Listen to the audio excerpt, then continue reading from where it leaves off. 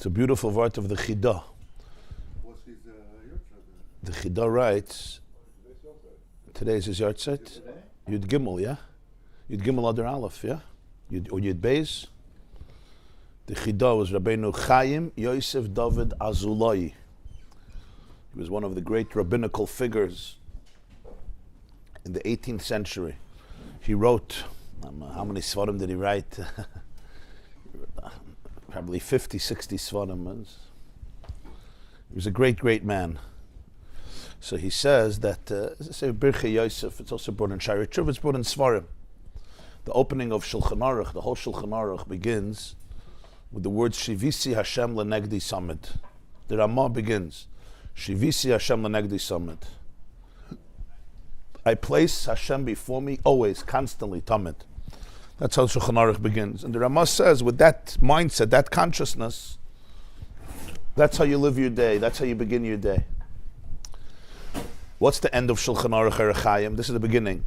Orach Chaim has Tov Reish Tzadik Zayin, 697 simanim, 697 sections.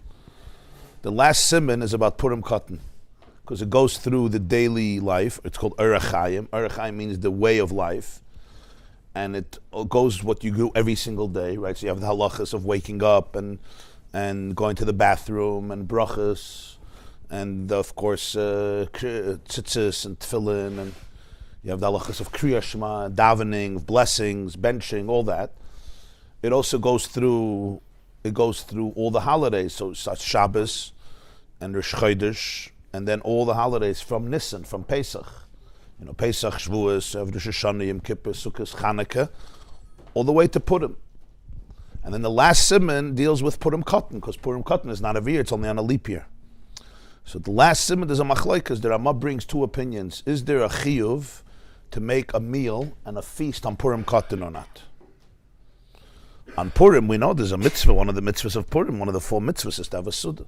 So one opinion he brings, I think the Tur in the name of the Rif, that there's a duty, there's an obligation to make a suda and a mishta on Purim cotton. And then he says, Ein noyagin kain, it's not the minhag. Jews didn't accept this as a custom that, you know, everybody has a suda on Purim cotton.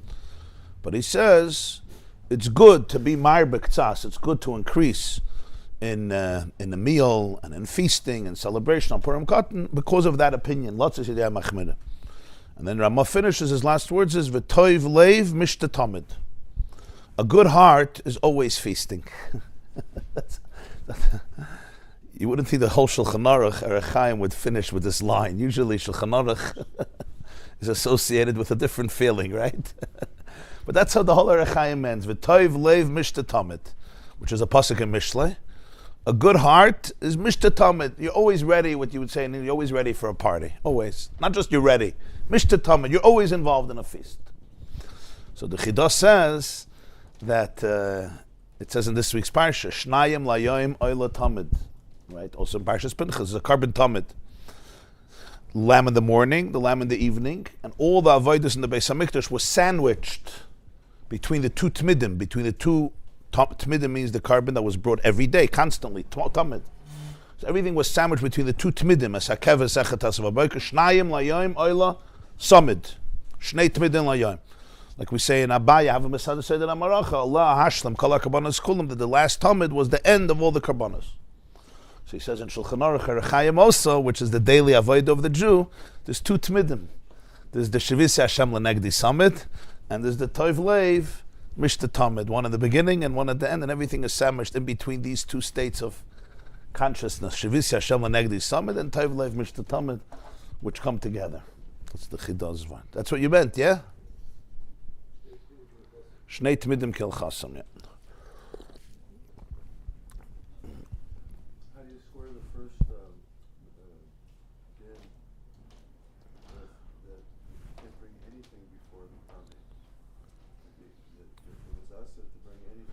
Right. So the person wakes up. Shivisi Hashem, yeah. So that comes first. That's the first thing. Moida ani lefanecha, melech chai v'kayam, shechazarta b'nishmasi b'chem l'rabba b'nasacha.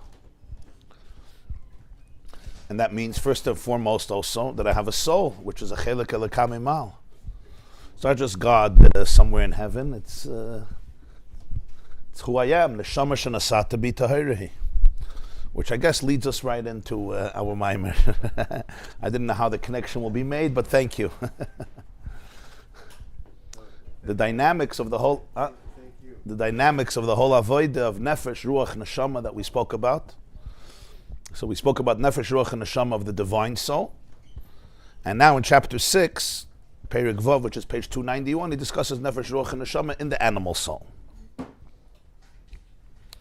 Okay, today's class is dedicated by Reb Nachum and Chaya Litkowski in honor of all their grandchildren. Thank you very, very much. Asach nachas, larichis yamim v'shanim tovos. Come on again. And so let's remember the summation. You have neshama, ruach, and nefesh. We discussed neshama. Neshama primarily is the koyach of seichel, right? The cognitive ability, especially bina, understanding. And then you have the ruach, which is connected to the midas, the emotive experiences of the soul. And then you have nefesh, which is connected to implementation and execution. And as he said, since the soul is rooted in Atzmus Ein Sof Baruch Hu, it's rooted in Mamash Hashem's core, Hashem's essence, we call it a Chelik Elikam Imal. So essentially the soul resonates, it vibrates every divine manifestation and embodiment. So since Atzmus chose to be manifested also through intellect, through ideas, through wisdom, through awareness, so the soul expresses that. And the same is true with midos, emotions, and the same is true with action. So that's the nefesh and the ruach and the neshama that's connected to the divine soul. That was the main point we spoke about at length in the previous classes that we had. Now we continue chapter 6. This is the Maamar of Reishis Goyim Amalek, Tovshin Tetzaveh Purim. And he says, Ach zel u'mazeh asa lekim. We started last time the two lines. Everything is zel u'mazeh, we know. The Pasuk says in Kaihelis, every balance, every force has a counterforce. Thesis has an antithesis. Zel u'mazeh, Hashem made that everything is zel u'mazeh. So in other words, there's always a competing force, a counterbalance. And that allows there for there to be choices that a person makes. So when we speak about the animal soul, the animal consciousness, there's nefesh, there's neshama, and there's ruach, and there's nefesh. The av shenefesh habahamis ikra midis, interesting. Even though the primary identity of the animal soul is midas, it's emotive. We'll see in a moment why, because it's focused on survival. So therefore, truth, ideas that represent truth are not its main point. Its main point is midas, that's true. But But the Nefesh HaBahamas don't think it doesn't know how to philosophize. Don't think it doesn't have intellect. It has seichel also. Huh? Either you could say it's not a complete behemoth, or that we don't know what a complete behemoth is. Even a complete behemoth, and sometimes the seichel of a behemoth can be very, very sharp, very acute, in order to serve what it needs to serve. And certainly it has the element of nefesh, which is execution, actualization, pa'al mamash. So just like we spoke in the nefesh alikis. There's the way the divine is manifested through the awareness of the nefesh, of the soul. That's called neshama. Nishmas shadai tevinem, the Pasuk says. Neshama is associated with havana. Just like the divinity, godliness is vibrates, it flows through ruach. That's the midas of the nefesh alikas. Like he spoke, ava, the capacity for love, the capacity for awe, passion, emotion. Nefesh is the way godliness flows through nefesh, which is that the soul is sensitive to action. It'll do certain things, it won't do certain things. And it's not just one is born from the other. It's just like a natural effect. But the main thing is neshama. No, each one is a special koyach. It's a capacity. It's a fuse of the soul. And different souls are more sensitive. You have a person that primarily he or she operates on a level of nefesh, on a level of ruach, on a level of neshama. It says in Gemara, right, that we're all limbs of one. It says in Yerushalmi, Masechus Num, we're all limbs of one body. But all limbs are connected to each other. That's what a body is. It's one organism. And the DNA in each one has the blueprint for the entire organism. But yet the heart has its function, and the brain has its function, and the legs have their function. So Bais says, Atem Tetzaveh ma'yom kulchem lefnei Hashem Elokeichem. Atem Tetzaveh ma'yom kulchem. But each person has within the collective organism of the world. The world is like a guf gadol. Each creature has its unique purpose, even though it's one. The same is true within the organism called humanity. Chaviv Adam Shenivir B'Tzelem. The same is true within the organism called the Jewish people. So you have those that their uniqueness is neshama. Those their uniqueness is ruach, the hearts of Klal Yisrael. Everyone has a heart. You can't live without a heart. But these are unique hearts. They experience divine consciousness through the heart, through emotion. And others who experience is through maisa, acute awareness of doing and not doing, what to do, what not to do. And the same is true with mayach, with neshama. So the same. So for nefesh, in the nefesh behind it, its primary procedure is protective. So if an animal, for example, Yeah. has an insight, like I should avoid that Yeah. hole, that if a person has an insight that's protective, that's main emphasis is from nefesh behamis. It's a good Yeah. protective Yeah. mechanism. Yeah. Is that how that you would, and Mashen came in the Shoma, it would be the same thing, wouldn't it? Yeah, so we'll see. We'll see the distinction, yeah. Yeah. So in order to understand this, we have to understand a little bit about the animal consciousness. What do we mean when we speak about Nefesh HaBahamas? We spoke about it many times. It's based on the idea from Reb Chaim Vital in Tanya, the Baal Tanya brings in the first chapter. Reb Chaim Vital, Rabbeinu Chaim Vital has a sefer called Sha'ar HaKedusha, Sha'ar HaKedusha and Eitz Chaim, and there he teaches that every single person, every single Jew has two souls. Uneshama is ani asisi, known as the Nefesh HaBahamas and the Nefesh HaLikis. And this is the main theme, or one of the main themes in the Tanya, the first section of Tanya, where the Baal Tanya explores this at length. Because we operate not on one level of consciousness, on two levels of consciousness. One is the animal consciousness, one is the divine consciousness. And as we said in the beginning of the Maamar, we don't call it only Yetzer Tov and Yetzer Hara. The Gemara in Bracha says we have a Yetzer Tov, Yetzer Hara. Based on a pasuk in Reishis, Vayitzer Hashem Elokim es Adam, Vayitzer with two yuds. So the Gemara says there's the Yetzer Tov and the Yetzer Hara. Yetzer Tov, Yetzer Hara means literally a positive inclination and a negative inclination. You're pulled to do good. A Yetzer is an instinct or inclination for Tov and Ra. When you say Nefesh Elokim, Nefesh HaBahamas, Nefesh is a whole umbrella. The soul is a whole personality. It's a koyma shleima. It's a whole identity. A nefesh represents an entire life force, which includes awareness and emotion and instinct and habit and reaction and patterns, behaviors and thoughts and words. And it's a whole nefesh. It's a ganze Welt. It's a universe that lives in you. Like it says in Tanya, every nefesh has all the 10 spheres. So there's Chachma, and Bina, and Das, and Chesed, Gvura, Tiferes, Netzach, Chod, Yesod, Malchus. And then it has its garments, its thoughts, its words, its actions. And when you say you have two nefashas, it means there's like two lives in you. Two possible lives in you. Two full identities. Now there's no such a thing as divorcing one from the other. Because the Nefesh HaBahamas is what's called in Tanya Nefesh HaChiyunis. Which means, when it says in the Torah, Nefesh HaBasar B'damhi, the soul is in the blood, that's the Nefesh HaBahamas. It's the animating force of the body. It vivifies, it gives life to the entire physical organism. So there's nothing the Nefesh HaLikis can do in this world without the Nefesh HaBahamas, without the guf. When you speak about the body, the guf, that is the Nefesh HaBahamas. It's the Nefesh that fills and saturates and gives life to the body. But not only life as a in a functional way. That too. All the functions of the body, all of the biological systems that we have, all of them.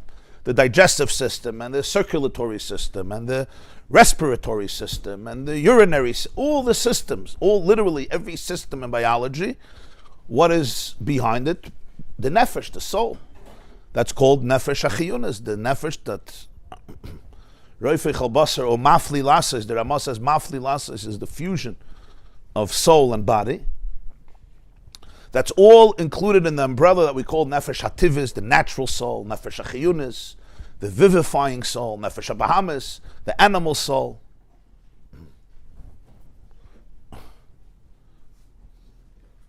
Nefesh HaSichlis, the rational soul. This is all to guarantee life. What life? Physical life.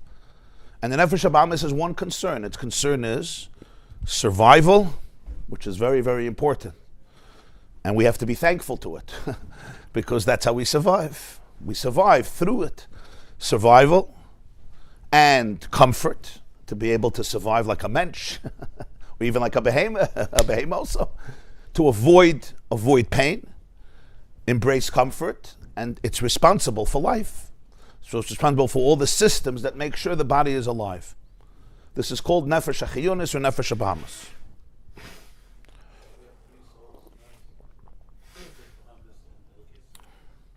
So generally we talk about two souls, Nefesh HaElokis, Nefesh HaBahamis, but in each one there's so many different dimensions.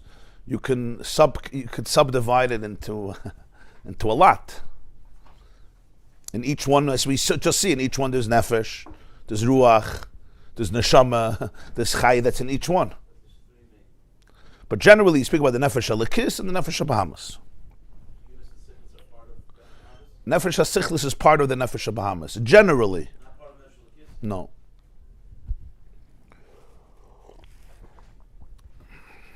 In fact, we'll see it's the bridge between the two. The Nefesh HaSichlis is the bridge between that the two souls can have a conversation is only through the Nefesh HaSichlis. Now this is important to understand. The Nefesh HaBahamis is not bad. Chas v'shalom. Not bad. It's actually very good. It's actually very beautiful and very good. It's responsible for life. Pikuach nefesh is doiche kol ha'torah kula. It's responsible for life. But the Nefesh HaBahamis, its focus is how to survive. So therefore, very early on, even before birth, it starts scanning. It starts scanning for any information it can get about life, about its environment, about itself, and it creates a map. And the map is a very primitive and basic map. It's called danger versus safety. And it learns very fast what is dangerous and what is not dangerous, what it needs to avoid and what it needs to embrace. And it will fight for this because it needs to protect itself. Today we know in neuroscience there's a part of the brain called the amygdala. It's the stem of the brain, the lowest part of the brain, and considered the most primitive and primal part of the brain. And then the other parts of the brain develop on top of it, above it, and later. Until age 24, 25, 26, the brain is not fully developed, even though at 18 you know everything, but your brain doesn't know everything. You know everything, but your brain doesn't know everything. And some of us even at 89 still don't know everything. The amygdala it's like sitting on a watchtower. It's a shomer. It's sitting on a watchtower, and it's alert 24/7. It doesn't go to sleep because it has to detect danger. And danger doesn't necessarily mean danger in the most extreme fashion. Danger means anything that's going to harm me. Yeah, it may be unpleasant. Certainly may be dangerous. Danger is also not physically. Danger can also be emotionally.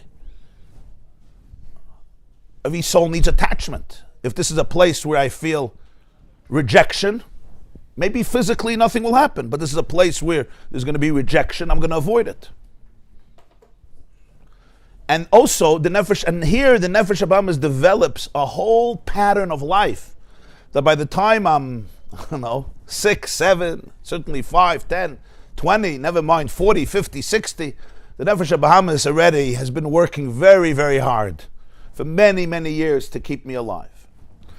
They had a Kasher Nafshi fundraiser this week, so I did a interview with Rabbi Shimon Russell.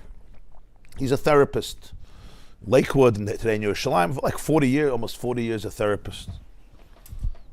So he told me he's seeing over, probably around close to 10,000 children and teenagers. It's a lot, to speak to them over months. So it's experience, People often have theories and opinions on chinuch and education. When married women who just got married a year ago and they have a carriage, Baruch Hashem, and they write opinions how to deal with your teenage children. So I often ask people, how many teenagers did you actually sit with and deal with? And there's nobody. He just has his opinions. So when somebody actually works with people, there's value in it. So he was describing something, and it was very painful, but it was a very vivid description. He said if a boy is sitting in a yeshiva for 10 years, and every day he feels like a failure because he can't really grasp the material. And even if he's fine, and the people are fine, we're not talking about chas v'shalom, an abusive situation, a fine principal and a fine teacher. People who mean, so they're talking about a good people. They mean well. Not like a guy told me he was in a school and they made a goylem tish every year, a place where they put the goylems. And he told me he was zoche to be there every single year. Or the Binarenu Biskanenu story, which for those who have been here for a few years, you know the story. We're not talking about that necessarily. I once had a teacher, and he said, he came into the class, and he said he's greater than the Maharal of Prague. We were little kids. Maharal of Prague had 1 goylem, and he has 19. And then he added, and the Maharal's goylem didn't know how to talk, and my goylems know how to talk. And he was so proud of his joke. He was so proud of his joke. Now, I don't know if anyone in my class understood what he said and internalized it, so it may have not been damaging at all. I never spoke to my friends about it. But I still remember that he said it, and I remember how happy he was with his sense of humor. Whatever.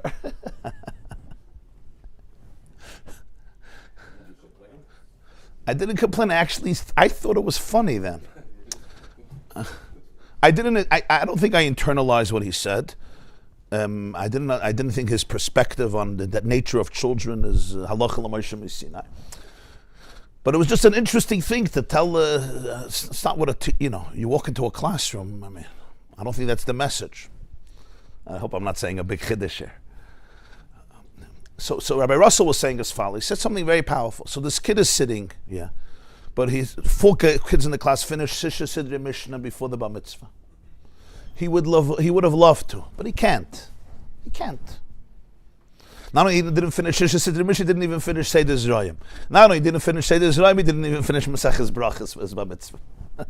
He had a Bar Mitzvah. He said his Shettel, he said his Maamar, whatever he said.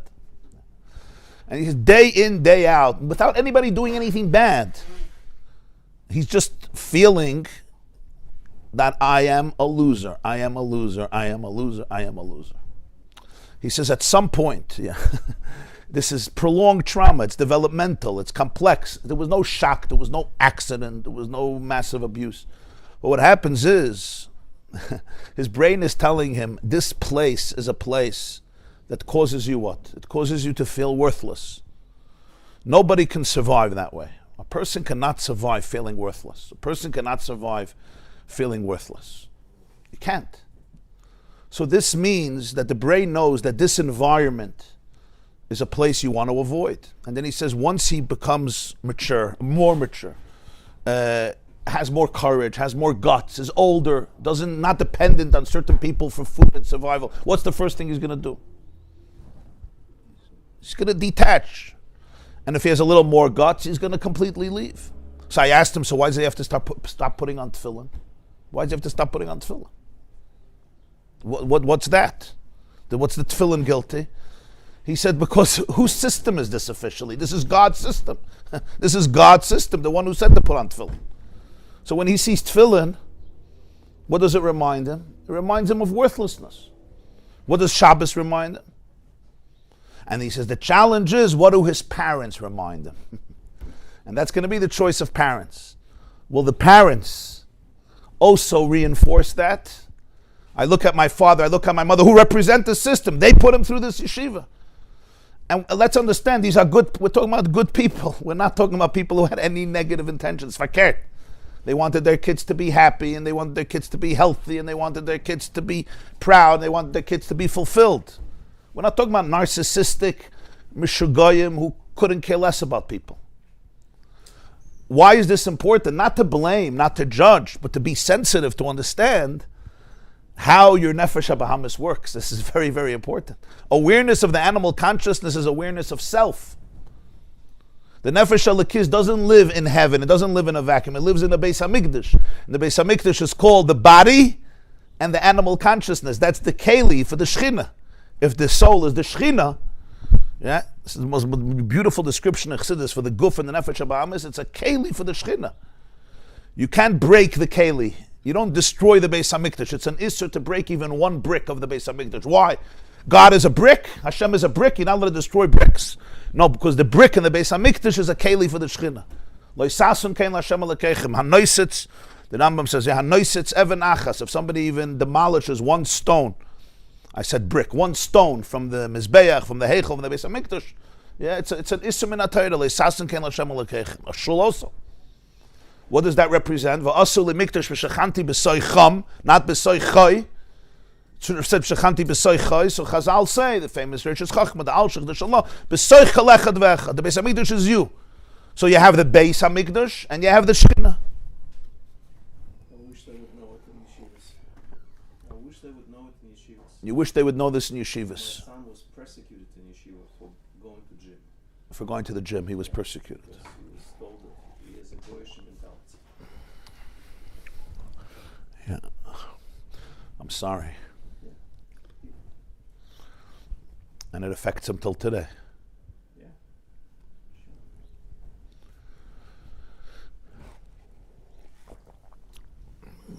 We can't break the keli. If you break the keli, you break also the nefesh halakis. That's what the Baal Shem Tov once said. It's such a powerful word. The Baal Shem Tov says in Parshas Mishpatim, Kisida chamor seinacha, roide roivitz tachas masoi, v'chadalta me'azoiv loy, ozev tazev imay. What does it mean? When you see the donkey of your enemy and it's crouching under a heavy burden, and you say to yourself, I don't want to help him, it's my enemy's donkey. So the Torah says, ozev tazev imay. There's a mitzvah sesim in a Torah, go help the donkey lift itself up, remove the burden, help it with its burden. Don't allow the donkey to be tortured that way. Even though it's chamor seinacha. Lo tuchal italem. V'chadalta ma'azav la'azav tazav imma. Zagam katuv al hashavat aveda. So the Gemara asks him, Psachim, I think Kuf Yud Gimel, chamor seinacha? What happened v'ahavta l'recha kamaycha? Since when do Jews have enemies? Well, I don't like your nose, I don't like how you made my coffee. What's this chamor seinacha? So the Gemara says, no, it's al pi Torah. Huh? He did an Aveda, and you know it, and you can be the best and can't do anything about it. There's no two Eidas. Right? And it says in Sfarim there was mitzvahs teicheche. You have all the good reasons in Torah that there's a mitzvah to hate him, or at least a heter to hate him. And the Gemara says that oyev is soina adif. If there's two people with donkeys, one is your friend, one is your soina, go to the soina. Why? Lakufis Yitzray, to challenge your Yitzhahara.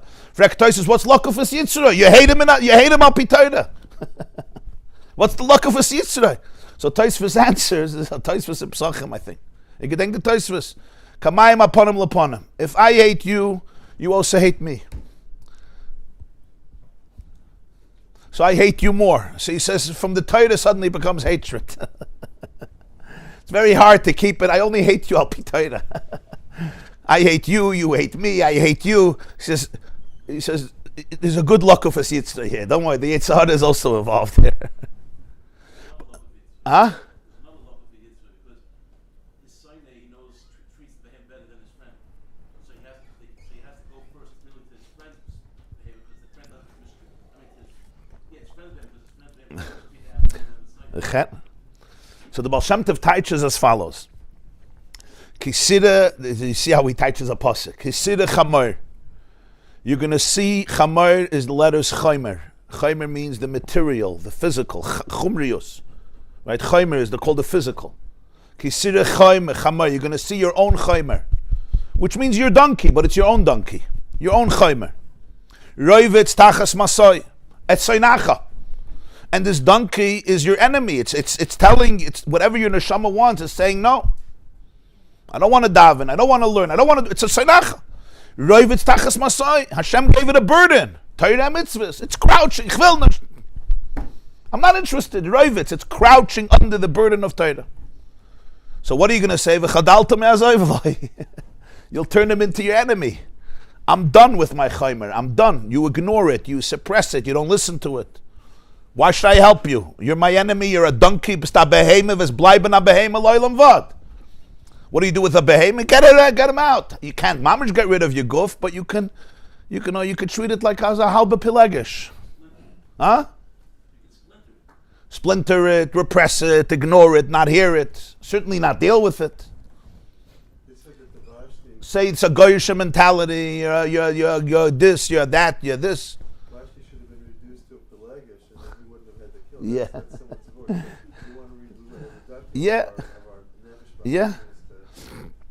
Yeah, if you could kill it, if you can't kill it, at least parallel. I mean, at least let it be silent. So the Baal Shem Tov says these are words: Loi bezu haderech yishkan oir haTorah. This way, the light of Torah will not dwell in the person. Azov tazov imay levaderoi lahaloisoi ulasaknoi. This is your Beis Hamikdash. You need to elevate it. You need to sublimate it. Imay azov tazov imay. There must be a symbiotic connection. Your guf is not a mistake. Your neshama has a relationship with the guf. It's like it says in Svarim, there's a marriage. There's a marriage between the two. It says in Zohar that Avraham is the neshama and Sarah is the guf. So the Rebbe once asked a question. Chayesada Tovshin Yud Aleph. This is before he became a Rebbe. He's in the Farbrengen.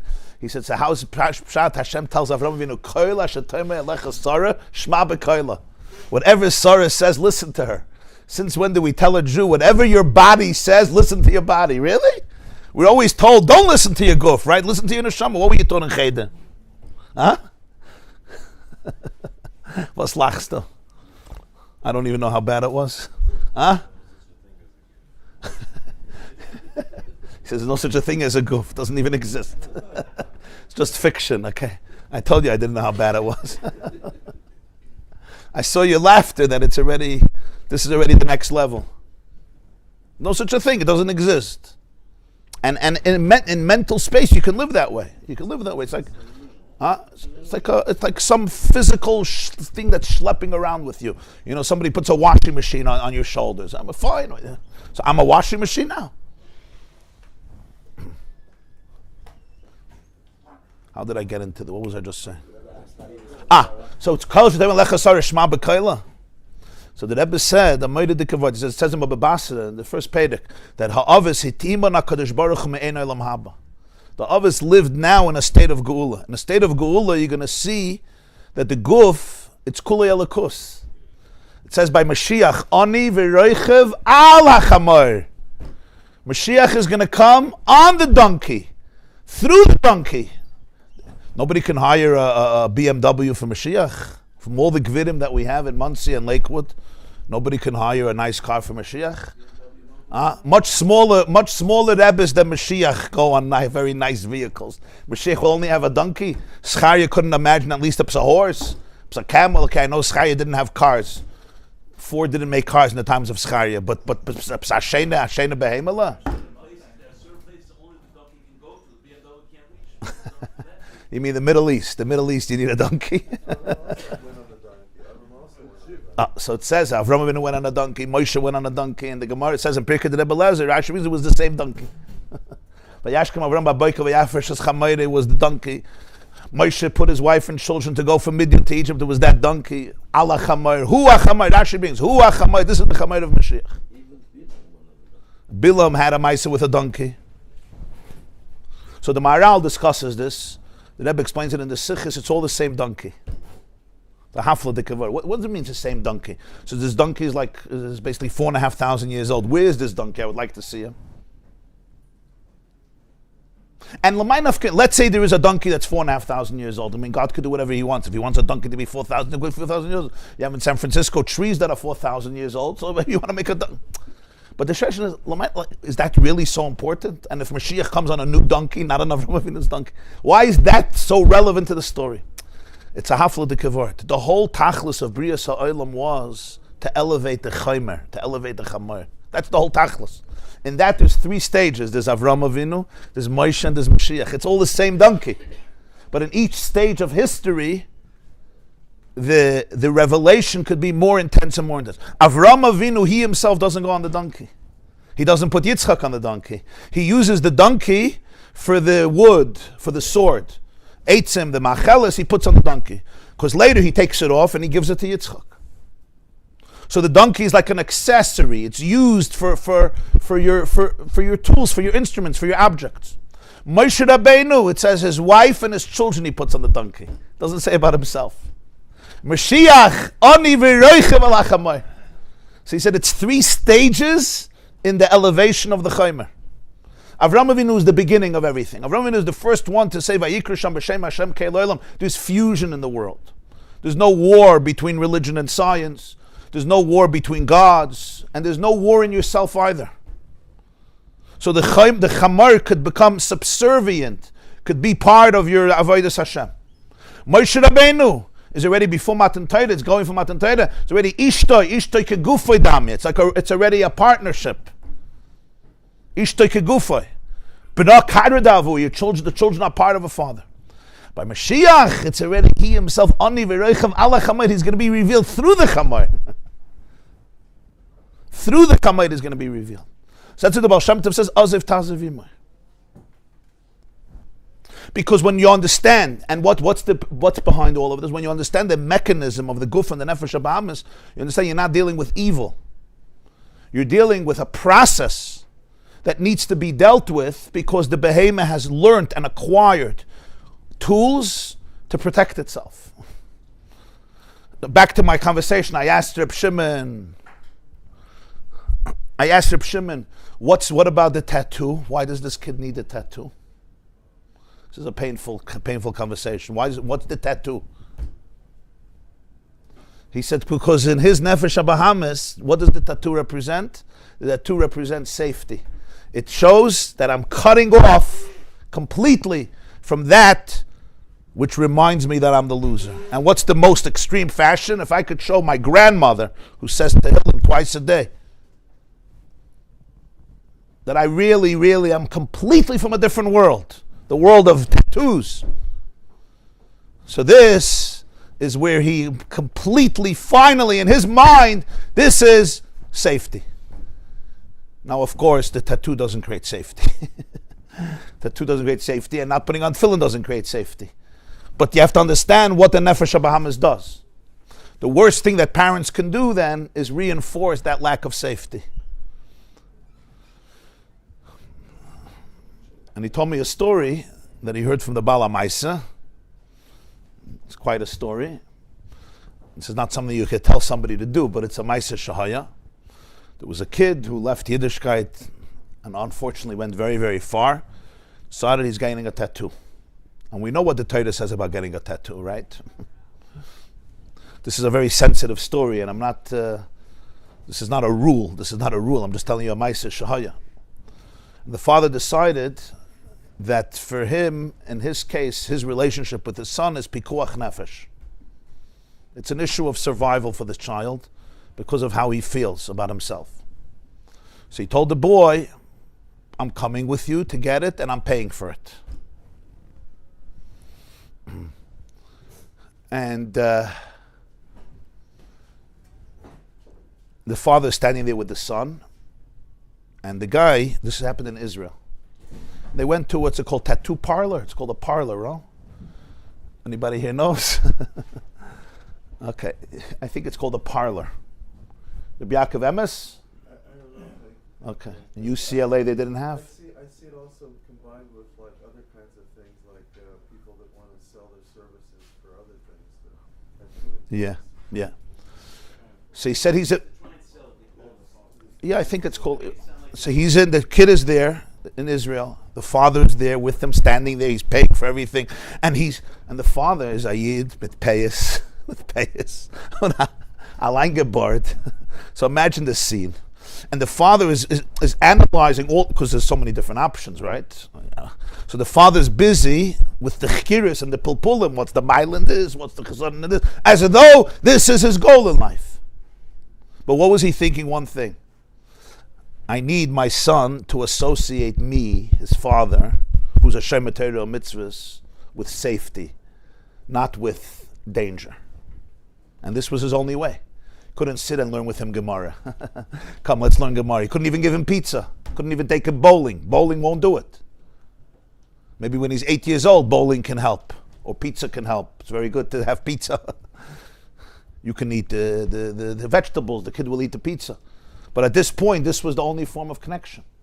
So he decided this is for him pikuach nefesh. So he's standing and doing the chkidus and Anna, because he's paying for it. It's easier, but he became a man Amar. And the guy, I'm not now talking, I told you, this is not a halacha, this is not a psak halacha, I'm not a paisik, I'm not giving any psak halacha. Huh? I'm not telling you to practice this at home, Rabbi Yosef, I'm not. No, the chkidus he probably did with his own Rav. Over there, the chkidus was what's the gather of the tattoo they're going to do. Is it going to be a male of this, the color, the style, the shape. You can have a skeleton, you can have a Magen David, you can have ich weiß was. This is not my expertise, but I see this variety. In the airport, you could see this variety. You do psukim, pro-Israel, you could write about Israel, You could do pro-Hamas, Really? Okay. Yeah, the Gemara says in Sanhedrin about Eliakim. You know, Eliakim was one of the last kings. So he wanted to be moited in Hashem. So what did he do? Chakak. I don't even know if I should say the Gemara, but you can look it up. Chakak ba'amasai. He put Hashem's name where? By his bris. He's a Meshugana. He's Yehoyakim. I said Yehoyakim. He's the Caligula of the Jewish people. Outsidreta. And a Meshugana and a Retzeach. Maybe not such a Meshugana more. Anyway. The guy who's doing it starts the avodah. And the father moves away a little bit because, it's like, and he hears the guy doing it, he starts crying. And he turns to the boy, and the boy says, what happened? I'm going to try not to cry. The guy says to the boy, if I would have had a father like you, I wouldn't be doing this here today. I grew up where you grew up. I didn't have a father like you. That's what he told him. Shimon told me the father told him, I said, this boy today is a Shem Torah mitzvah without a tattoo. You typhus? What would be the instinctive response of the father? In my house? In my house? Right? Now the kid comes home Friday night. And he doesn't come home he doesn't come home walking Friday night. He comes home a different way Friday night. And we all know what Shabbos is and the Chumrah of Shabbos.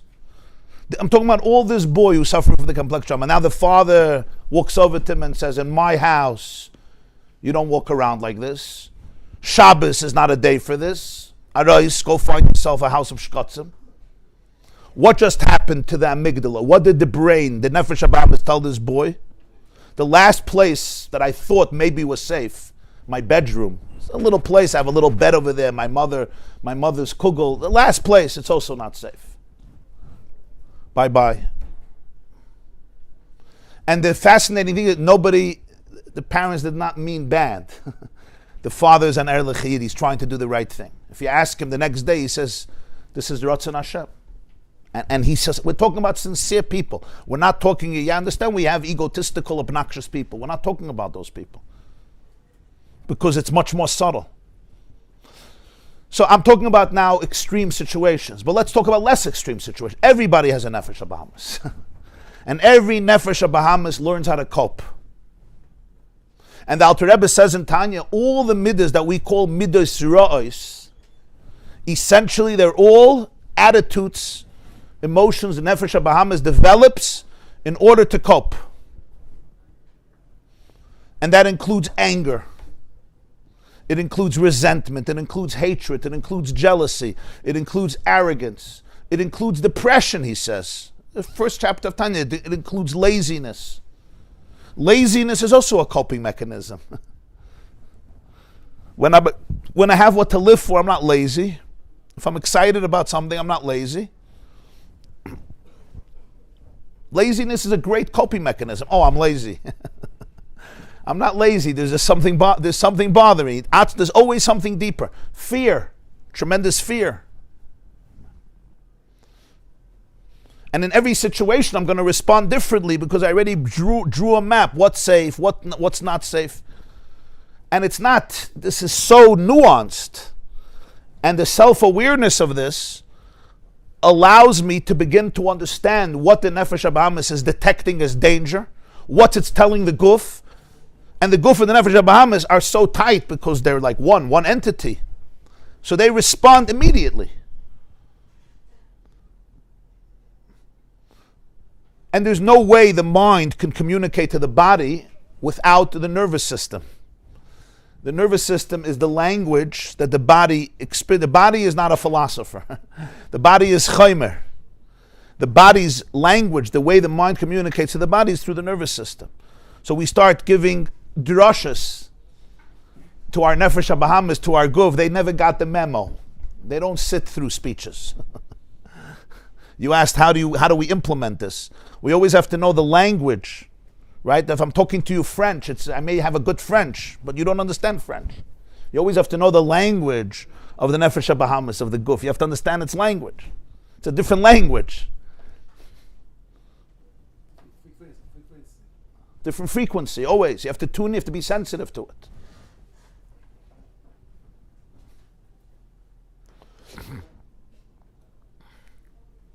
So now this is the Hakdama to understand a few of the Yesodis of the Nefesh HaBahamis.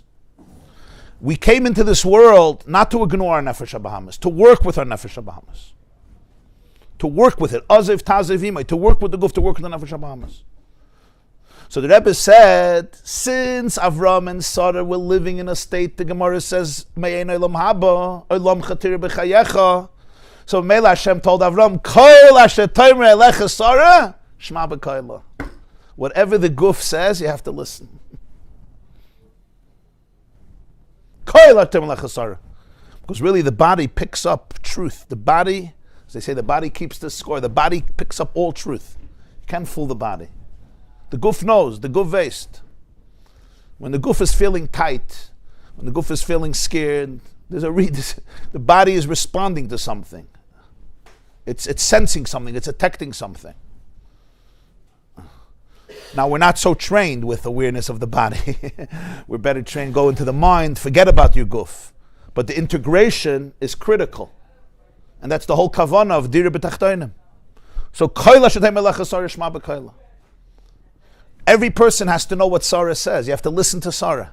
By Avram Avinu, he could trust Sarah completely because the Guf was completely attuned. It was refined, so he could trust it completely. We have to listen to the Guf and see what's. Yeah. And you understand the Nekudah here? That's why it's called Nefesh HaBahamis. Nefesh HaBahamis. So the Nefesh HaBahamis also has Nefesh and has Ruach and has Neshama. Its primary element is Midas. Its primary element is its emotional relationship to life. That's why it's called Nefesh HaBahamis. Behemoths have a lot of emotion. Elephants have tremendous amount of emotions. Dogs. A dog is called a kelev. It says in Ma'orei Yod, in Kabbalah, kelev is kulei leiv. They call it man's best friend. Yeah? Even a mouse and a rat, you'll forgive me, there's emotion. And you can see it, you can manifest it. Never mind monkeys and chimpanzees. There's so much connection over there, and tribal connections and attachment. You know, you could see the documentaries about how elephant moms mourn the death of their calves. It's very, very moving. You ever saw? I once saw a video of elephants, right? There was drought, and an elephant had a baby, and the baby died. The baby couldn't walk so much and didn't have enough food. And months later, the elephant family came back to the place that they left from. And the mother stops by the it's all skeleton. There's nothing left. It's all skeleton already. And she stops there, and just stops and stands there, you know, with her trunk rubber, caressing it. And then afterwards, the whole tribe comes, like after the mother. So I don't know what the elephant was feeling. I don't know how to describe it. But you see, a behema, there's intense emotion. Somebody sent me once a clip. There was a group of monkeys, and a monkey died, and they're comforting each other. They're all hugging each other. They're all like hugging each other, like comforting each other, watching this corpse. So lahavdil, the human nefesh habahamis, it needs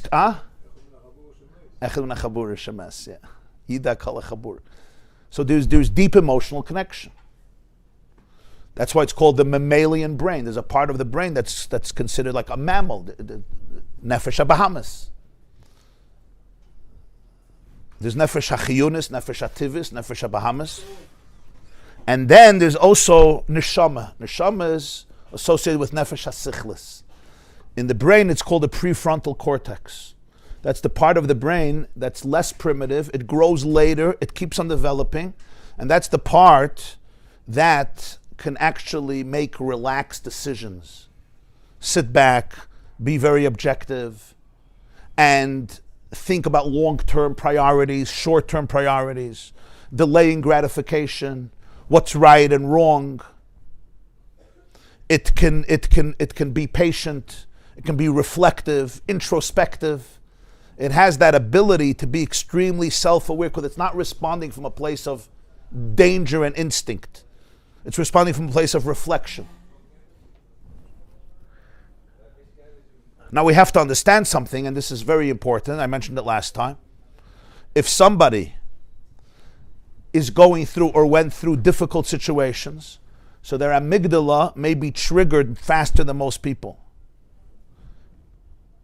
Especially if they're in constant danger or they're in a home that's a very dysfunctional home, their amygdala may be on 24/7, 24 hours a day because it's danger. You're like a soldier in Gaza. You don't sit and relax. You're not in a joyful, serene place. You're in a danger zone. You're in a war zone. And some people, even living here, they're in a war zone. They may not know it, because if I grew up in a war zone, the sound of bullets is normal. So these people, their amygdala may be triggered once a day, may be triggered 24 hours a day, may be triggered very, very often. And when that happens, they're not in their prefrontal cortex. They're not in a place of neshama, of the nefesh habahamis. They're in a place of survival. And therefore, they are not capable of making those decisions at all. I'm not in that place. And very often I come into a situation and that part gets triggered, the danger zone, and they don't even know it. So if you felt unsafe in your home, you weren't seen, you weren't soothed, you weren't safe, you weren't secure, anything 50 years later that triggers that same lack of safety, my amygdala says, danger, danger, danger, danger, you are not safe. And suddenly your wife looks at you, she doesn't know, why'd you just go crazy? What's the geshen? What just happened? What happened? You don't know. You yourself don't know. And if this has happening for so many years, I'm so used to it, there's no awareness around it. There's no awareness. This is instinctive. This is the behema back to nefesh that knows what to do and what not to do. Now you have to hide. What does hiding mean? Hiding doesn't necessarily mean going into a closet. Hiding means I can't connect. I can't talk. I freeze. I'm paralyzed emotionally. I disconnect. I disassociate. Fakert, I'm a good person. I don't want to be confrontational. Some nefesh habahamis, they disassociate because they don't want to fight. They don't want to fight. They don't want to be confrontational. They're too embarrassed. Maybe they're even kind. So what do? I disconnect. If you disconnect emotionally, you don't feel pain. If you don't feel pain, you're safe. And it happens to be my worst enemies will be those who are trying to make me feel. So in yeshiva, I'm a bacher, it works well because I don't have to feel. I just have to learn the Bakiva Eger well. So I use the brain that analyzes and it's perfect. But suddenly this same boy gets married and his wife doesn't want to hit a Bakiva Eger a whole day. I don't know why. She wants an emotional connection. So she starts talking about emotions, starts sharing his emotions. He hasn't shared his emotions since 3 years old. He hasn't felt his emotions since 3 years old. He couldn't. Once that happened, he couldn't feel emotion anymore to survive. Suddenly you want me to feel emotion, so you're my enemy. You're trying to put me back in a danger zone. So suddenly his own wife, who loves him, becomes his worst enemy. He loves it in shul, because in shul you can make a kiddush and talk about other people's emotions. Or b'chal not talk about emotions. You can just make a macha against emotions. So it works. So in shul, he's the most popular guy in the world. He makes the kiddush, he runs everything, he's the Bal Chesed, he founded Hatzalah, he does everything. And he's actually a good guy. But he never learned about his coping mechanism. I just took one story, there's another 7 billion stories. For every person, there's another story. And this is not, you don't judge it, you have to be sensitive to it. Because the behemoth is actually trying to do the best it can. But like every behemoth, it can grow into a big monster. The little puppy can become a German shepherd. Well, the puppy doesn't become a German shepherd. The small German shepherd becomes a big German shepherd. And the small monkey becomes a größer monkey. And the small chimp becomes a big chimp. And the cub becomes a lion. And the baby tiger becomes a tiger who was going to maul anybody who comes in its way. So that's where the Nefesh HaBahamis is big and aggressive and powerful and frightful, or very, very small and tiny and afraid, and usually the two work together. The bigger the bite or the bark, the more scared it is. And the animals get very, very scared. It has a lot of logic, but the logic is fueling survival. That's the part, do you understand? The logic fuels survival. So it has a lot of logic. And it fuels comfort. The logic could be very, very deep, very sophisticated, but it's all focused on self-preservation and self-gratification. No matter what, that's its job. And you have to thank it too. You have to thank it too. I sometimes have to turn to my Nefesh HaBahamis, who's going crazy, and I have to say, wow, thank you for working so hard for 51 years, trying to keep me alive. And I'm sorry that this is the type of reactions and emotions and instincts you had to develop in order to survive. I'm sorry. Because it did it without bchira. It did it when I was 4 years old. It can't afford to be open, to be relaxed, to be present, to be loving, to be compassionate. It's not the amygdala. There's a fire burning. You don't talk about compassion when there's a fire in the house. We'll talk about compassion tomorrow. Huh? I thank him because he was doing the best he can with the tools he had to keep me alive. That's why I thank him. And he didn't charge. He really tried hard. Now, he may have developed very destructive patterns. Very destructive patterns. He probably did. I may be completely isolated. I can't have an emotional relationship. I may not be able to feel. I may be disassociated. I may be filled with anger. Angry. I'm just angry. I'm angry. I'm terribly angry. And it's an interesting thing you see with people. They tell you they don't feel. I don't feel. But anger they feel. It's an interesting thing. People will tell you, I don't have emotions. I don't feel. Everything is fine. Nobody gets. But suddenly, anger. Oh my God! It's an interesting thing because anger allows you to stay in hiding. Because anger means you're the sick person. Right behind it is I'm in a lot of pain. That I don't know about. Anger means you're the sick person. My wife, my kids, my shver, my shviger, my rabbi, my community, Hashem. Anger allows you to project all the pain on someone else, and you always feel better. It's a very powerful coping mechanism. I can't control you, I can't change you, but I can be angry at you. So that's sometimes people understand only that. Kol hakayos kilo oved avodah zarah really means anger is the ultimate demonstration that I'm alone in the world. I'm alone in the world. I'm really alone in the world. Behind it is always pain. So I thank it, not because I want to live this way. I thank it because I can appreciate what happened. And the moment I do that, I have bchira.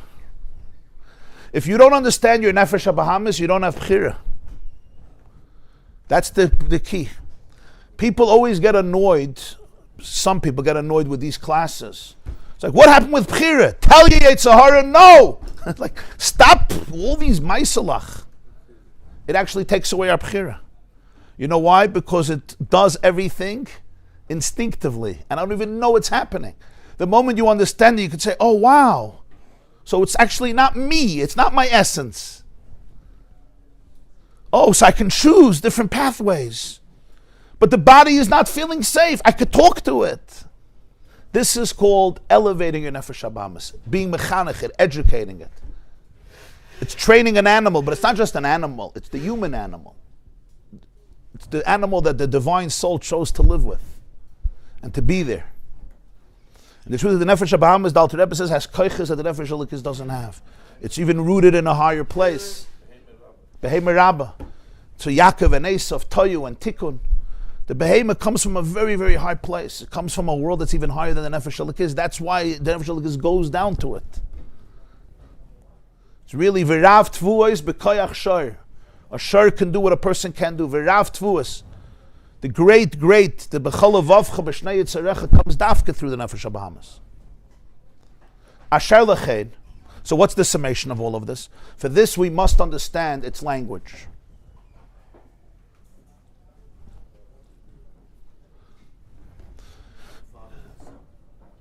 Like the father with the son, yeah.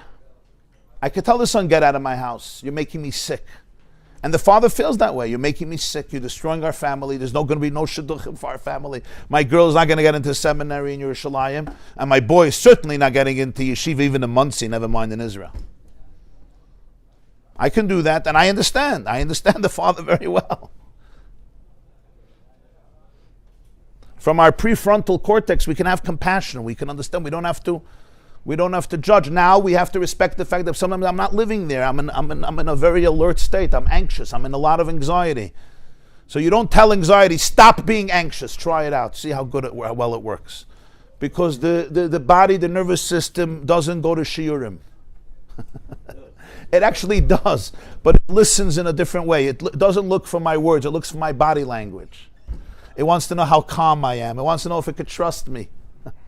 Right? The most important thing in communication is called meta-communication. It's not the words. It's body language. It's safety.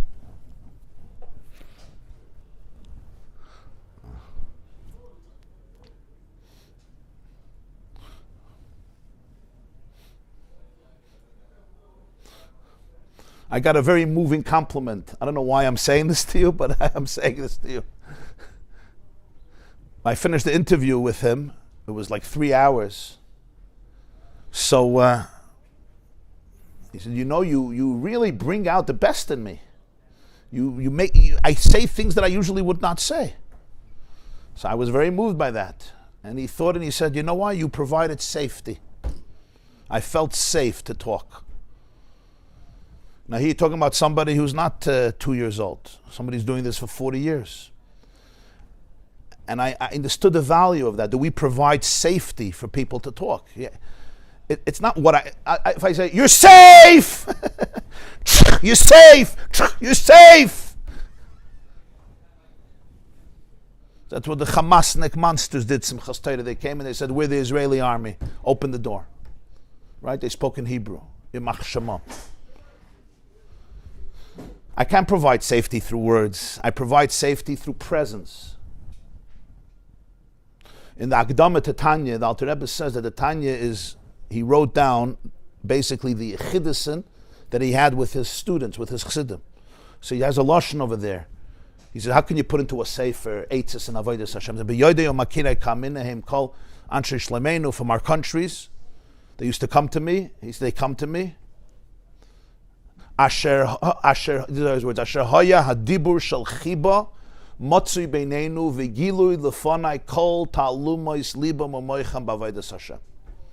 There was a conversation of love between us, and they revealed to me all the secrets of their heart and their brain in avodas Hashem.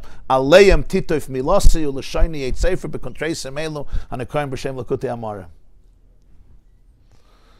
So I once told somebody, if you read a Perek in Tanya and you don't feel a conversation of love, you obviously didn't understand it, because the author himself wrote that he's recording a dibur shel chiba. I know some of you learn Tanya, and the Tanya is an intense book. If you don't hear in every perik, Dibur Shel Chiba, you didn't understand what he said, because he himself wrote in the introduction. Hadibur Shel Chiba, there was a conversation of love. I didn't force them to talk to me. They didn't need to talk to me. They love talking. V'gilui lefanai kol talumai slibam. They reveal, he says, doesn't say some of their secrets, everything that was inside of them. Kol talumais. How do you do that? How do you do that with somebody? You can only do that if you're safe. If I'm going to tell you things and I'm going to feel judged and denigrated, and then I'm going to feel, at some point I'm going to stop. This only comes from providing safety. That's the language that the guf can relax. The amygdala can say, So when I'm talking to my child, if I'm not providing safety, he won't be able to connect. If the kitchen is the danger zone, I'm not going to stay in the kitchen. I'm going to go somewhere else. And I'll say this even in the same issue with your spouse. You know, we talk to our spouse. If she's not feeling safe and you're not feeling safe, you're not going to talk. You're going to yell at each other. And even if you're both nice people and you're both nice people, you're not going to yell at each other on the outside. You'll yell at each other inside. I told the women this week in the Tuesday class, somebody shared with me. Said, why is it two people are in a room, yeah? A small room. And they're angry at each other, so they start yelling. Why are you yelling? You're right here. As soon as you see a husband and a wife or whatever, they're yelling. You're right here. Was schreist du? The answer is physically you're close to each other, but emotionally you're distant. What do you do when somebody's very far?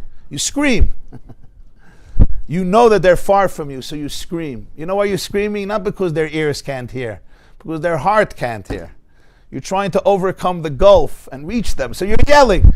What happens when there's love in the room? You see, everybody speaks quietly. You start whispering. Why are you whispering? Why are you whispering? There's no bug here. The FBI is not here. The Mossad and the CIA are not here. Why are you whispering? You whisper, right? You say, I love you! You whisper. Divrei chachamim benachas nishmaya. It says in Koheles. Because when you're in touch with chachma, kayach ma, bittel, benachas nishmayim. You know why? Because you can hear me. Because your heart can hear me. So it's fascinating. You see how it works? The first day is Pshol. Kimi Hashem she'iltiv. Yeah, you see, so why are we yelling? We don't know, but we're yelling because you're not here. I want you to be here, and I think by yelling, I'll get you here. So when there is this state of connectivity, the animal soul could start hearing things. And this is what he's now going to say in this seif in the Maamar. I wasn't trying to hack a chaynik about the Nefesh HaBahamas. This is the foundation of self, of the inner work of connection.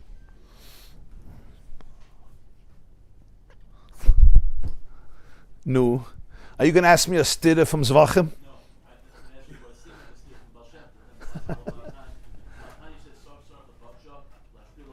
from Balshem. You mean Perek Chavtes and Tanya? Perek Chavtes and Tanya. Yeah? A log, he brings from Zoya, a log that's not catching, you're trying to make a bonfire. I know, Perek Chavtes and Tanya. He says a log that doesn't catch on fire, what do? You splinter it. You splinter it, right? You cut it into little pieces and then it'll catch on fire. So the Alter Rebbe brings a gufa de leisalig beinohayda mevachenle. That's what you mean, yeah? The guf doesn't catch on fire.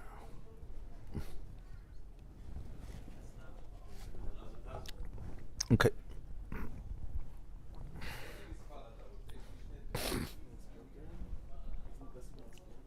Very good. Why? Give it an oxygen, give it space. When you splinter it, you give it oxygen. You let the fire penetrate. When we hear the word bitush, the Alter Rebbe is talking in the Perek Chavtes a certain situation. It's called Timtum Halev. Timtum Halev means, as he puts it, the shell has become so thick and so dense, I have no access to me. The complete dullness of heart. My heart is complete jail. and it's thick. There's not even a communication with my heart. And he says, and at that moment, you have to be very decisive with that part that is completely eclipsing you. It's going to have to be opened up. It's going to have to be broken down into pieces. It's going to have to be splintered because it's not allowing any access to the self. And you have to be very, very precise and concise with how dysfunctional it has made you. It has made me. I have to be able to call it and call it out on its name. How dysfunctional, how it stripped me from my humanness. It stripped me from my awareness. It stripped me from my sanity. It stripped me from my sobriety. And it stripped me from my dignity. It's a process of splintering that is completely redemptive. It's emancipation. It's literally, my heart is in jail, and there's a lock, and another lock, and another lock, and a gate, and another gate, and a security system. And because whoever built this prison didn't want my heart to get out of prison, it constructed such a security prison, I don't even know there's a heart anymore. So I'm not even connected to that part. Moshe takes me out of Mitzrayim, I run right back. Nitna roish v'nashuv Mitzrayim. I run right back. It's the only place I know. Here, without splintering, I can't even begin the process. At the core of it is compassion. At the core of it. But I have to know if I'm so dysfunctional, I really have to you have to take the bull by its horns. What does he say there? You have to call a Lo'olam Yargiz Adam, yeah? He says you have to say, I'm a shukitz and I'm a nuvul and I'm a tuaf. Kechol ha'shemes shekaru lo'i chachamenu zal be'emes. Ad Monsey, what are his words? Ad Monsey, tastir lefanai oidein seif baruch. Haya hoive v'yiyeh b'shavah. You hear the word? Ad Monsey, tastir lefanai oidein seif baruch. How much longer will you eclipse the infinite light that I really am? And that's me. Oh, that's good. Ad Monsey tastil lefanai erin seif baruch. And it may not even respond to that, but if I'm consistent and I'm authentic and it knows, it'll be able to open up.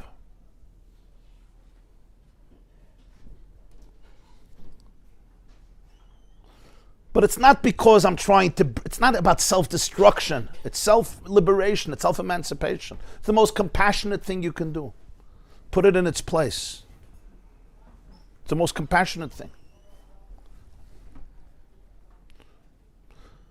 Okay, so now let's learn a little inside another few minutes and see the vart here.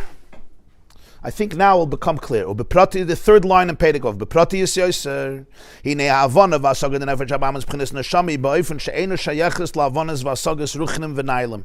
Kiyim la'avana v'asagah binyanim gashmim v'chumrim. You have to understand how the nefesh habamas works. Its natural comprehension is not going to be transcendence. It's not going to be divine spirituality. It understands gashmius and chumrius, meaning it's an animal. It's focused on self-preservation. So it understands things. But its focus is in Yanim Gashrim V'chumrim, which means its language is relating to things that are tangible to its life and will give benefit to its life. Whatever that means. It may be an intellectual by nature. There are curious animals, Curious George. And it may like to do mathematical, may like to, do jigsaw puzzles and mathematical riddles. That's its fascination, it's a curiosity. Or it's very utilitarian, it's very practical, very pragmatic. It may even become a master of sciences in a very, very real and tangible way. This is what it's looking for. Whatever it is, to satisfy its curiosity, to get a good career, it's intellectual by nature. But essentially, the focus is survival, whatever that means, to the Nefesh HaBahamas. And sometimes people become very, very scholastically successful for validation. The founder of IFS, his name is Mr. Schwartz, Richard Schwartz, so I had an interview with him. So he told me that he lived in a family of doctors. His father was a doctor, his brothers. If he wasn't to become a doctor, then he needs a doctor, yeah. Like the good old Jewish comedian who's already on the Olam HaEmes, Rabbi Yaakov Maza, also known as Jackie Mason, would say, right, if you have a Jewish boy and he's normal, a doctor. If he's a little slow, a lawyer. If he's very slow, an accountant. But besides that, you're not a Bechal Yitzur Adam. So sometimes, Dr. Schwartz was telling me, your whole scholastic achievement is simply to get validation. It's called to give nachas. If you're going to do X, Y, Z, you're going to give nachas. As we say, you're a nachas to your father, to your mother. So sometimes that also becomes a coping mechanism. We have to understand. So behind all its goyness is what? A sense of worthlessness. Yeah, and it happens quite often. It's a sense of worthlessness. I'm not going to be a person. That's an extreme. It may not be so extreme, but the Nefesh HaBahamis has a lot of seichel, but ultimately its seichel relates to what it relates to. V'ilu lahavana v'asage lekis eina shayeches klal. The Nefesh HaBahamis is not shayech on its own to divine comprehension. What does it mean divine comprehension? A comprehension of elikus. When we talk about elikus, now we're going very aid. What's elikus? What's elikus? Elikus is the inner rhythm of existence that's behind everything, but it's a language of transcendence. It's not the chaymer, it's the tzura. The Nefesh HaBahamis doesn't know what do you want from me? Was willst du from me? I'm hungry, I'm thirsty, I need a little covet, I need a little attention, I need a little money, I need a little validation, I need to feel safe, I need to feel comfortable. If you can use God for that, I'll use him. I don't care. I'll use a tissue box, I'll use God. But it's a different God. That's a Nefesh HaBahamis God. Karl Marx said, right, religion is the opium for the masses. You give me Tylenol, give me God, turn God into a Tylenol is good. It's fine. I have a headache, fine. But the Havon of Elikus, the Nefesh Elikis, its whole asag is Elikus. That's what it is. It's Teifus Elikus. What's Elikus? Elikus is the ayin before the yesh. Elikus is the no-thingness of existence. Elikus is the kol the mama daka of infinity. The Nefesh HaBahamis doesn't. I don't know what you're talking about. What infinity? I need to survive. I don't need to be infinite. ובשביל זה צריך נפש אלוקיס לסייגע ביגיע רבה ועצומה כדי שגם נפש הבאמיס תשכיל אבן השגה אלוקיס. The nefesh elokis needs to work hard to communicate to the nefesh habahamis elokus. V'zeh gam asheroim kama b'nei adam. This is quite a. So the Rebbe said this on Purim, so usually he wouldn't speak like this. I'm just telling you. V'zeh gam asheroim kama b'nei adam. You see different people. Shekshemazbidim lehem inyan b'pnimiyus haTorah ein lehem b'zeh shum geschmack. You tell them a inyan of Pnimiyus haTorah, I don't know what you want. Not people that can learn, they could learn. They could learn. A Shir Gemara, they'll come alive, they'll be alive. Why? It has a beginning, it has a middle, and it has an end. Give me a shur, give me a para, tell me how the shur gored the para, and they're alive, they're taka alive. And it's moededik, it's Torah Hashem, not kas v'shalom to minimize it. But you start talking about Pnimiyus haTorah, ein lem b'zeh shum geschmack. It's like, was willst du? What are you talking about? He says, why? They never felt a nefesh elokis. They never felt it. It's not. Again, it's not. It's. You have to be open to your nefesh elokis. Not only you don't have a geschmack, they don't know what you're talking about. I can't have a geschmack if I don't know what you're talking about. I don't have a havana in this. It's like hacking a chainik. You're talking about things you don't know about. I don't know about. Like I need a beginning, I need a middle, I need an end. You know, in Chassidus, the structure is very different. Give me a beginning, give me a middle, give me an end, give me something I can grasp, I can see, and tell me, fine, what's the halach, and that's it. Talking about Atzilus, if you're Teifus Elikus, right? Somebody asks you, how do I know I understand a little Chassidus? I relate to it. I said, you'll open up a Likkutei Torah, yeah? You'll start reading, and you'll start feeling ecstasy. And you'll be grateful for this. So it means it's resonating, you're getting it. The Nefesh HaLekis is an ecstasy from Pnimiyus HaTorah. It's like, it has wings, it soars. Tzama lecha nafshi, kama lecha b'sari. Achla lekim daimi nafshi. It's like sometimes you hear a niggin, right? And you're in a different world. Like, wow, don't stop the niggin. When the neshama hears Pnimiyus HaTorah, don't stop. It doesn't need anything else. Yerav loy, we say you didn't know. Yerav loy yididoisecha min noifes tzuv v'chol tam. Your friendship is sweeter than all the honeycombs in the world. All the sushi in the world, all the money in the world doesn't come close to one moment of Ein Sof. Because Ein Sof is the source of all bliss. Where does all bliss come from? The bliss we have in our world, yeah, from Shviras HaKelim, is a little fragment of the source of bliss. The makar of Tainug is Ein Sof. Remember, there's no bliss in the world that doesn't come from Ein Sof. So Pnimiyus HaTorah, which is a hisgalus alakus, that when somebody feels their soul, it's like,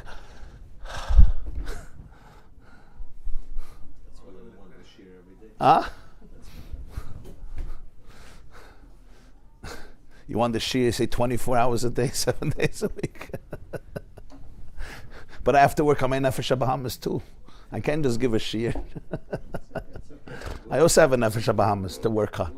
You think you're the only one who has a Nefesh HaBahamas? So Moed Dikamai said, Alter Rebbe had a chassid, Rabbi Kusia Liepler. He was at the Hoibene Yid and a very funny person. And the first time he came to Alter Rebbe, he jumped. He was athletic. He jumped on the windowsill and he jumped in through the window. Alter Rebbe looks at him. He says, Rebbe, hakmir arab de linke Seite. Chop off my left side. You hear? A Yid asks the Balatanya, hakmir arab de linke Seite. In other words, get rid of it. I'm done. So the Alter Rebbe was wearing Rabbeinu Tam's tefillin. The Alter Rebbe sat in tefillin for most of the day. He was wearing Rabbeinu Tam's tefillin.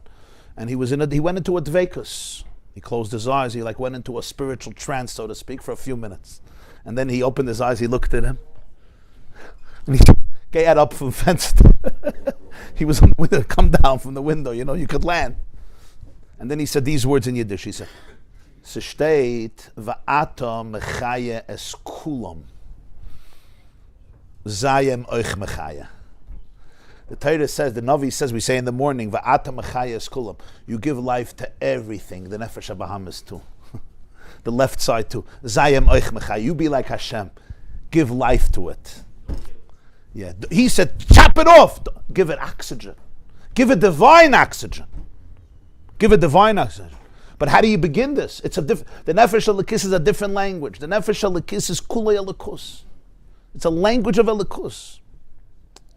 When it hears about Elikus, it's alive because that's its nature. That's its fabric. The Nefesh HaBahamas is you have people that don't have a geschmack, they don't even have a havana. Shezau mitzad is gabrus Nefesh HaBahamas, because the Nefesh HaBahamas is powerful in them. And this is a very edel word. You're talking here about the Yidden who could be big Talmidei Chachamim and Nigla. They like the structure Judaism that they can master. You understand? I can control it.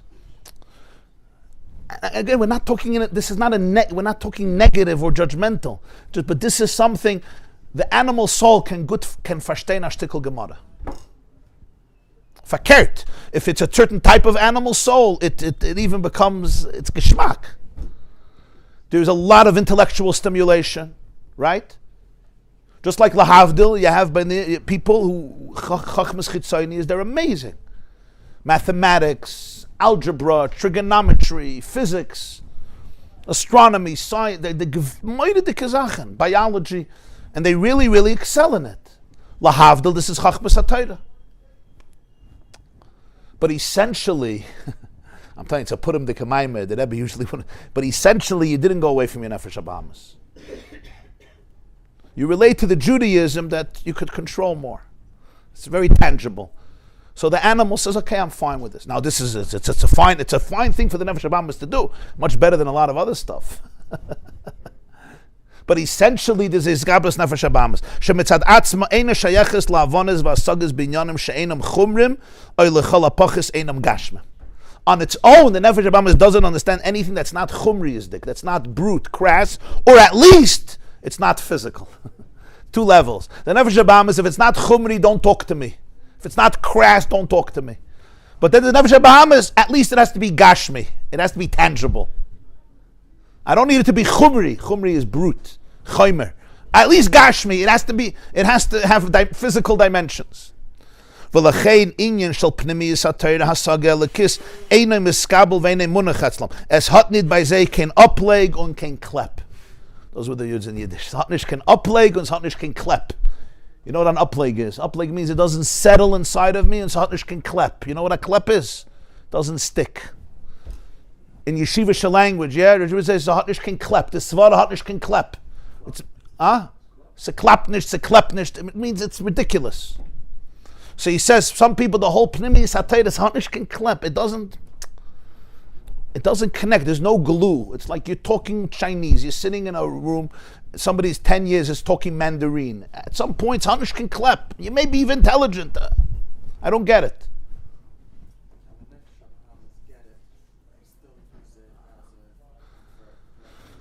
Everything. The Nefesh Habahamis is so smart. Of course. Of course. We're going to see. So here you have Havana. The Nefesh Habahamis has Havana. It's an intellectual. But this element, it just doesn't resonate. It doesn't resonate. He may learn it and read it, but it doesn't resonate. It's not like, the geschmack. You can't force this. It's not a force. It's it comes alive. It comes alive with Pnimi Satayra, with Chassidus. Then you have the Ruach of the Nefesh Habahamis. What's the Ruach? Shenyonu hamshachas Nefesh Habahamis she'oyev iskala inyanim agashmim v'yorei mikola inyanim sheyichelim levalbel ulenatik say uprise in the gashmim. The Nefesh Habahamis, as we said, its focus is life survival, and therefore it loves everything that will contribute to it, and it's afraid of anything that will cause him uprising and will cause him to be detached from that which it perceives as life and pleasure, which is the world of the Gashmi world, whatever that means for a person. For one person it's food, for another person it's validation, covet, attention, money, whatever it is. But I am the animal is going to be very emotional about it, and it's going to have both love and fear, and therefore it will create protectors. In other words, it will avoid anything that will compromise its ability to be able to be a functional animal. And as a result of that, I may create entire mechanisms of defense because of my fear. Because of my fear to be torn away from whatever I need to be torn away in order to be a Nefesh Habahamis, I am going to construct defense mechanisms, and I'm also going to create those mechanisms in order to be able to pursue what I have to pursue. There could be so much manipulation in my life, exploitation, control. But all of that is one thing. It's rooted in the Ava and the Yira. I'm afraid of certain things, and I crave. It's crave and love, because this is what I perceive I need. This is the physical life that I need. This includes crushes on people, crushes on things. It includes all types of cravings and all types of fears. And we all construct very, very impressive systems in our brain that control and navigate. When you're having an intense emotion towards me, towards anybody else, very positive or very negative, there's something behind it. It's not stam. It didn't come from nowhere. You threaten me. You actually make me at peace. You I like. You I really don't like. You I'm going to get close to. You I'm not going to stay away from. And the same is true parts in me that I like and that I don't like.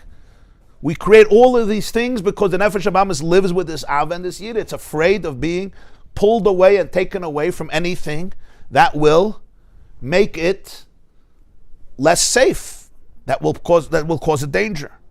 V'zeu klolis inyan amidas Nefesh Habahamis sha'ava v'ayidem binyanim gashmim v'chumrim. The Ava and Yira, it's very intense. An animal loves and an animal is afraid. An animal runs and an animal runs away. It recoils.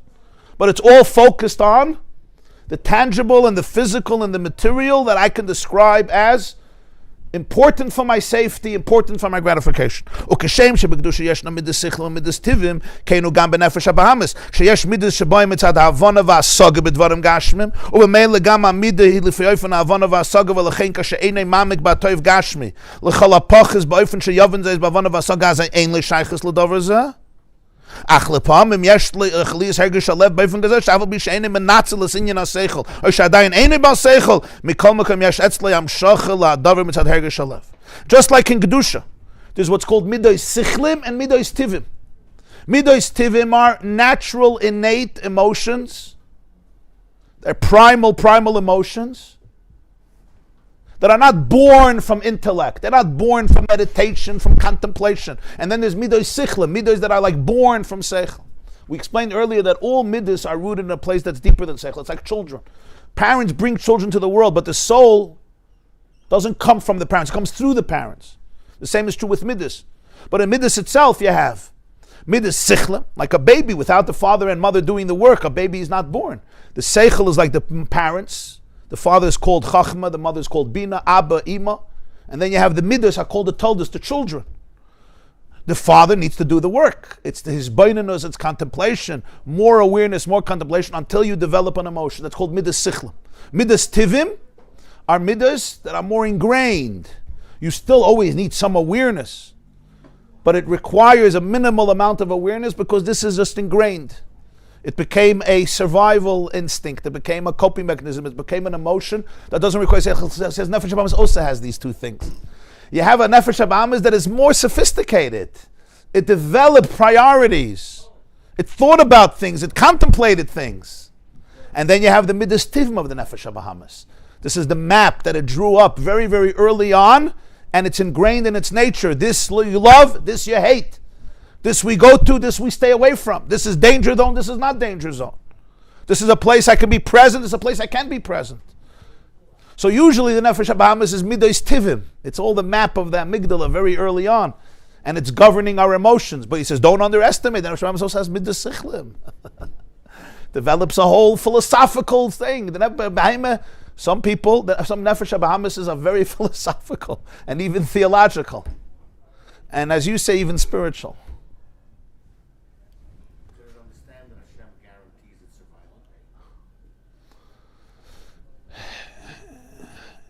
It knows I have to survive and I'll do whatever I can.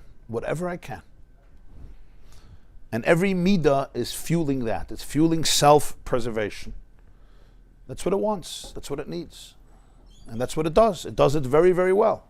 All of its instincts are around that. Baruch Hashem. The question is, which level of the Nefesh HaBahamis you're talking about? As we said, there's Neshama, there's Ruach, there's Nefesh. That's what he says. There's the Seichel of the Nefesh HaBahamis. There's Midas of the Nefesh HaBahamis and Midas that come from Seichel. He says that's why you'll have a Nefesh HaBahamis if it doesn't go into depth in the goodness of it that it should understand, it won't have a Shaykhus. But sometimes he's not about Seichel, he's not using Seichel, but you still pull to something.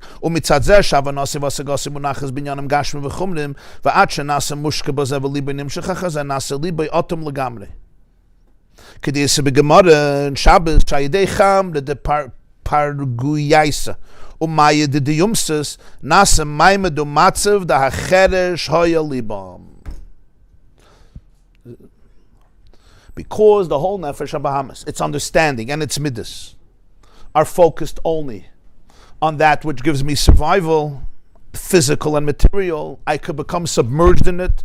My heart is drawn into it. So the heart often becomes plugged. I'm not sensitive anymore to the inner music of life. I'm just like living by rote. You know, they have in different states of there's different they say different frequencies you could be living in. Right? There's the frequency of guilt. There's the frequency of shame. There's the frequency of fear. These are frequencies. Very, very low frequencies. There's higher frequencies. There's the frequency of love. There's the frequency of connection. There's the frequency of serenity. There's the frequency of transcendence. Compassion. Higher frequencies. So there comes a situation the heart just becomes plugged. I'm just now busy with just survival. My heart is not present. I'm not emotionally present. Because the Nefesh HaBahamis has just been focused on one thing, and that becomes my entire story, and I'm not even aware of anything else. Like I wake up, I do this, I go to work, I do this. Like it just becomes like a computer program. I'm not alive anymore. Liboy otum legambri. The heart is stuffed. The heart is plugged. It's also a survival mechanism of the Nefesh HaBahamis. And he brings a Gemara in Maseches Shabbos. I think it's about Rabbi Elazar ben Arach. Look at the Masechta Shabbos. I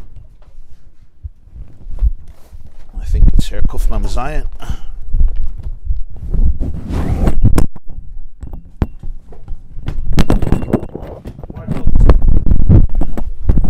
Ben Arach, yeah. Chodesh Hazel Lechem, Acheresh Hayel Libam. So Moed Dikamaisa. I know it's like we'll mamish finish in a few minutes. Kuf Mem Zayin Amid Bais, I believe, right? It's a Hafla Dikamaisa that brings out the whole Inyan.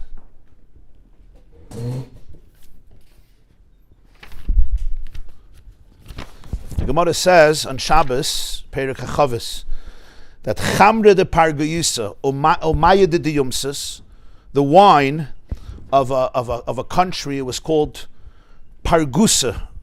Rashi says its wine was amazing, the wine of Pargusa. Omaya de Diyumsis, and the water of the river called the Yumsis, Kipchu Aseres Hashvatim Yisrael. It hijacked the 10 Shvatim, because the 10 Shvatim basically, they got indulged in it. Rashi says, "Hayu balei hana v'asukim bekach." They became submerged in this. They were balei hana. They were looking for the benefit of this wine and this water, and it hijacked their souls. The Gemara says, Rabbi Elazar ben Arach. Rabbi Elazar ben Arach is one of the great Tanoim. Ikla lahasam. He ended up in this region called Pargusa, near the river called the Yumsus. Imshich basrayu, and he became addicted to this wine. Akar Talmudei, and his learning was forgotten from him. And when he came back to his house, he stood up to learn, and he took out a Sefer Torah, and he was holding by the pasuk in Parshas Boy, HaChodesh Hazel Lechem. And he made a mistake, and instead of HaChodesh Hazel Lechem, he said, HaChedesh Hoya Libam. Their hearts became deaf. HaChodesh is Cheresh, Hazel Lechem Hoya Libam. And they all understood his situation, and said they davened for him, and everything came back to him.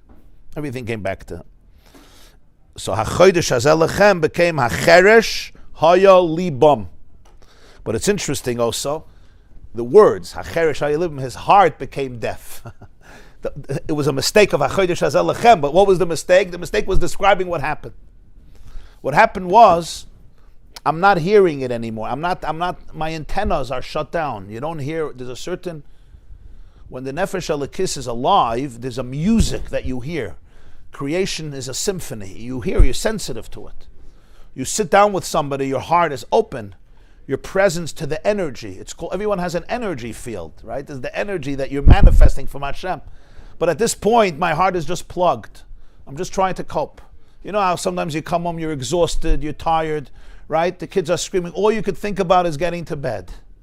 It's not a moment of presence, but what if my whole life becomes that? My whole life becomes that. The leiv is atum.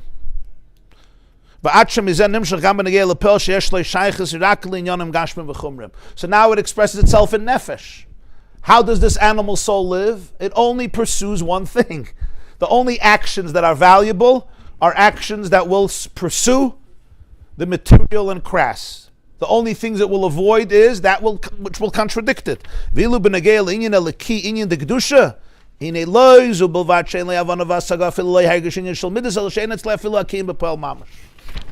whole realm of Elikus, the whole realm of holiness. I don't understand it.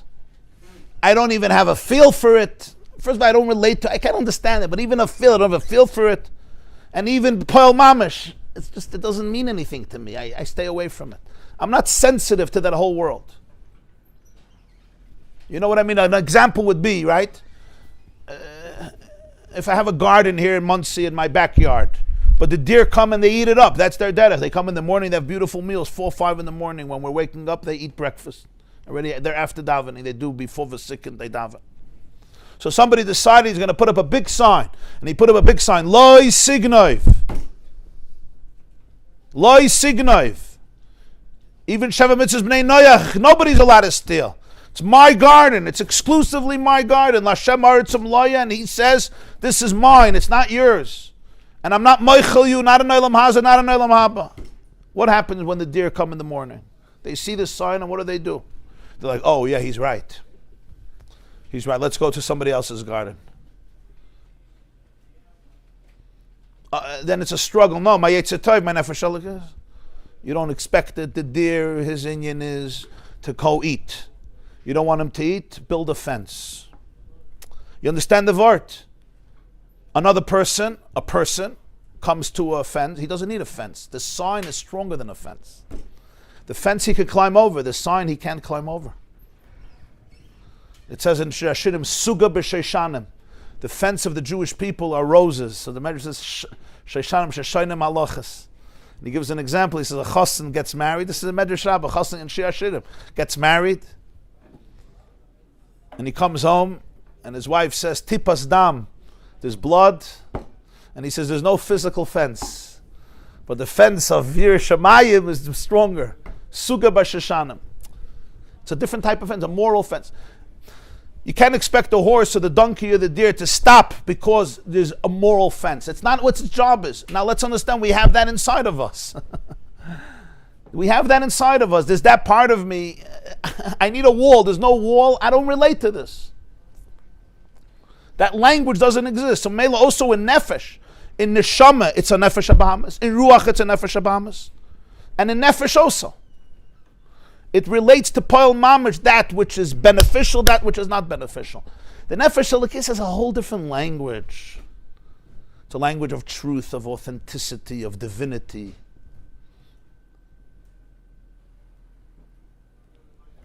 So he says, he finishes this inyan. Omnam b'nechei gei l'chol ha'inyanim de nefesh abahamis she'im b'chinas nefesh ruach neshama l'yosim koiches pnimim yesh al ze eitzah.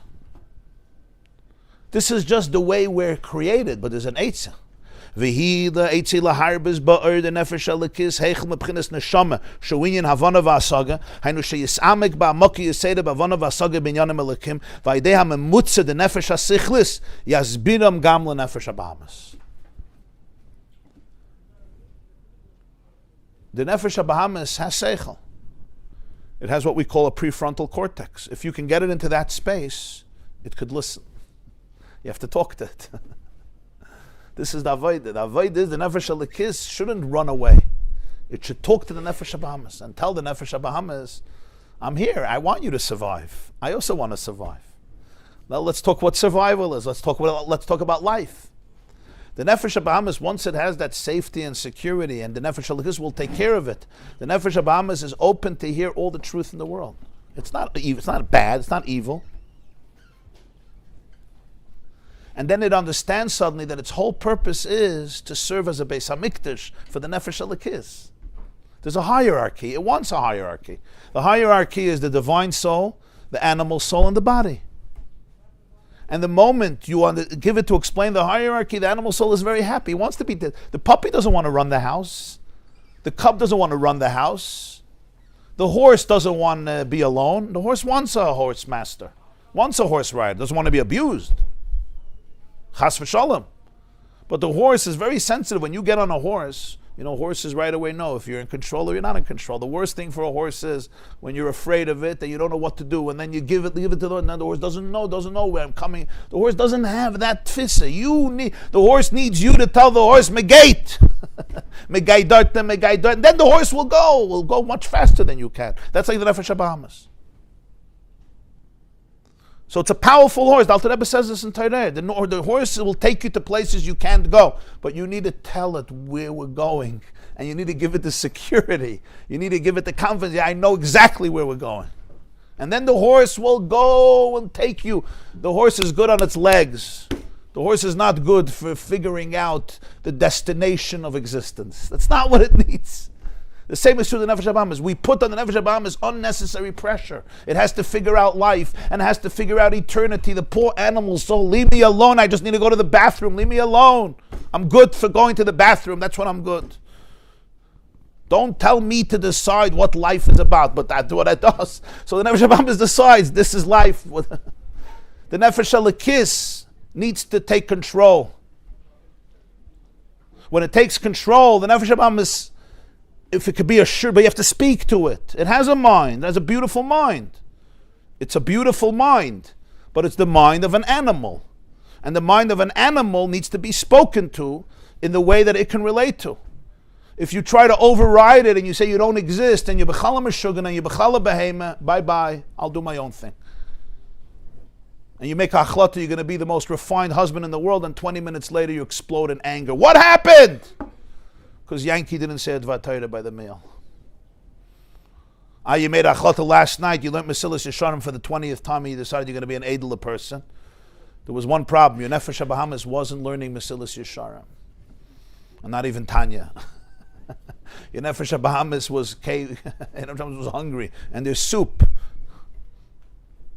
So we have to talk to it, and we have to get it. He says you have to start with neshama. You have to talk to it.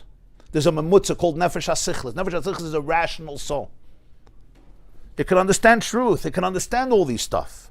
It can even smile. And then if the Nefesh HaBahamis takes you seriously, it can relax. And you know what happens then? What happens is it doesn't have to live in all the middas that it developed. It can choose connectivity over isolation. It can choose presence over detachment. It can choose courage over fear. It can choose trust over mistrust. Love over hatred. It could start choosing things. It doesn't want to be in a place of danger where the whole world is a crazy, sick place and where I have to fight with everybody and I can't trust anybody. The Nefesh HaBahamis wants love like any animal wants love. But it never knew how to get it. It did the best it can. But the Nefesh HaLekis always remains in touch with truth and reality and knows the truth of who you are and didn't develop coping mechanisms. The Nefesh HaLekis is not a coping mechanism. Just like God is not a coping mechanism. God is truth. It's reality. You understand? The Nefesh HaLekis is not a coping mechanism. It's not a machine. The Nefesh HaLekis is alive. It's the derivative of infinite consciousness. Do you guys like this as much as I like it? Huh? Huh? More. Okay. This is geschmack for the Nefesh HaBahamis. Let's face it. It's like you have to be like Rabbi Preda. Rabbi Preda is that 400 times the Preda. The Gemara in Erevin. It's the dunk. It's the Preda. The Preda, very good. Very good. The Preda taught his student 400 times because he understood how a Preda works. How a mule, not only an animal, a mule. Pered. Al tiyu kesus kefered. Fered. En havin. And you know what it says, yeah? The Rabbi Medrash said, what's pered? Pshat, remes, drush. He's missing sod. Pered. Pshat, remes, drush. Like he says here, Hadish ke geschmack in Pneumis HaTorah.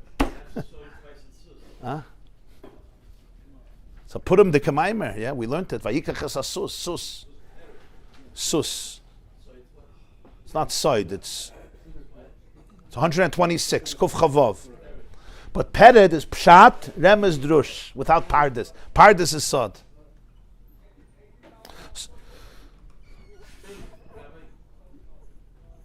You still have kashas? After all this, you still have kashas?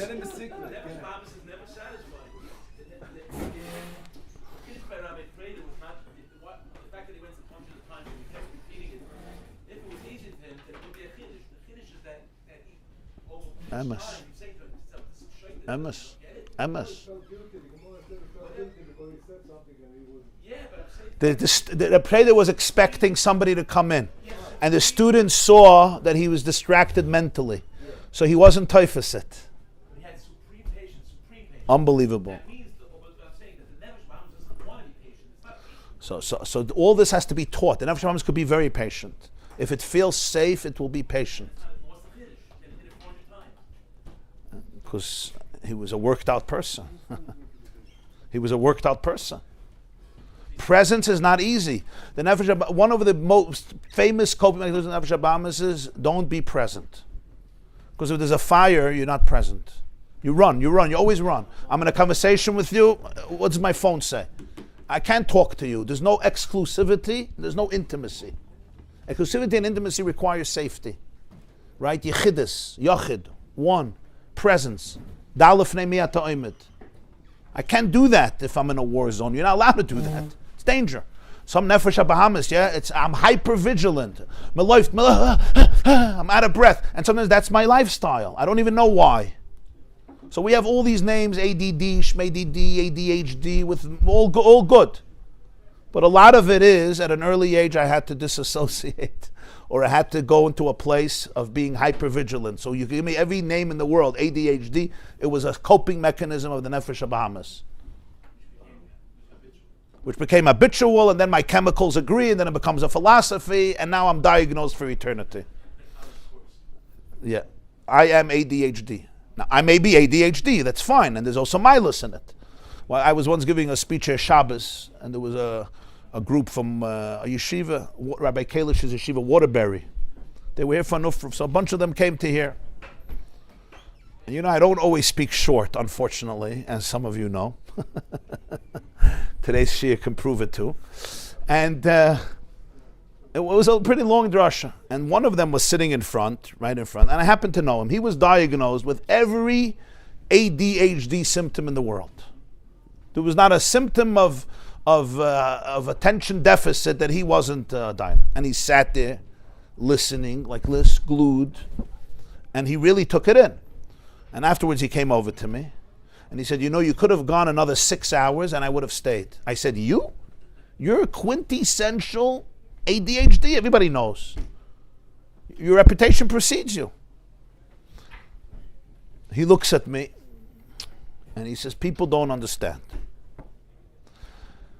If somebody is talking and he's just talking, I can't sit for 3 seconds. If you hit the spot, I could sit for 12 hours.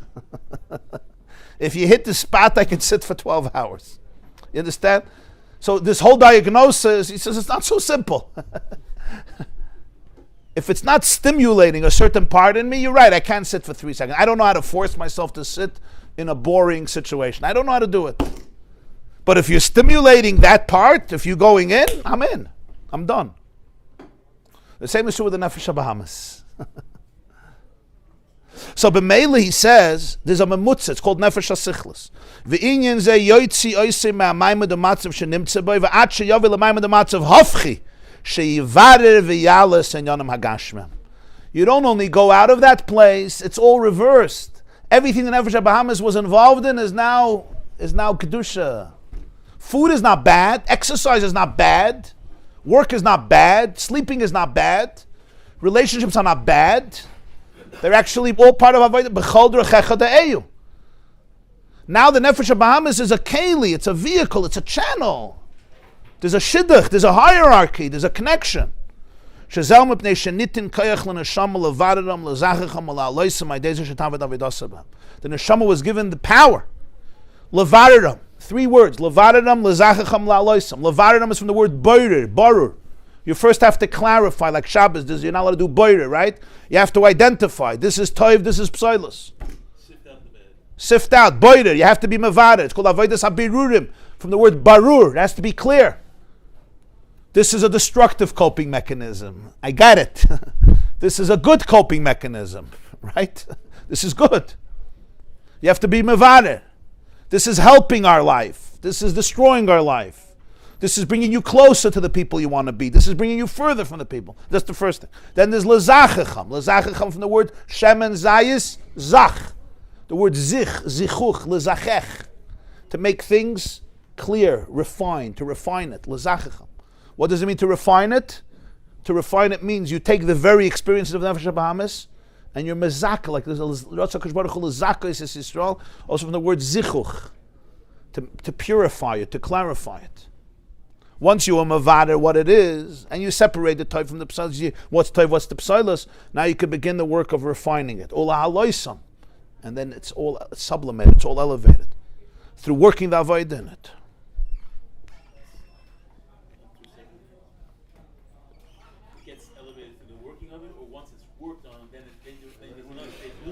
Like we say, b'chol drechecha de'eyu, through all your ways, you know him. All your ways. Not just when I'm in Torah and mitzvahs. My whole life, there's a relationship, there's connection.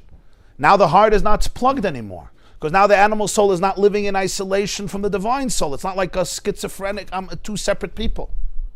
There's a constant relationship, there's a connection. That's what the Baal Shem says, Azoiv tazoiv imoy, ani v'roich v'lachamoy, koila shetay melech asara shma b'koila. Right, all these things that we're discussing. So this is only through, you need the nefesh hasichlis. Why? Because the nefesh habahamis could understand pnimiyus haTorah. But you need to talk its language. You must talk its language. Yeah. That's why in Shiurim I always try to give mishalim. Why do I give metaphors? Let's just learn the Chaim. Go on. The answer is because your Nefesh Elikis understood it before the Shir. The point of the Shir is the Nefesh HaBahamis should understand. How's the Nefesh HaBahamis understand? You start saying Atzilis, Briya, Yitzira. Do me a favor, give me my phone. Let me check the next clip. Oh, Rabbi Huawei has a clip. Okay, is there a joke? It's a joke. Okay, next. Esses Svidis. Do me a favor. Let me get a cookie. Next. Nefesh Ruach Neshama Chai Yechida. Was willst du? Was willst du? I have a bank to deal with. I have a mortgage. I have tuition. You know what's happening in my house? Boom, boom, boom.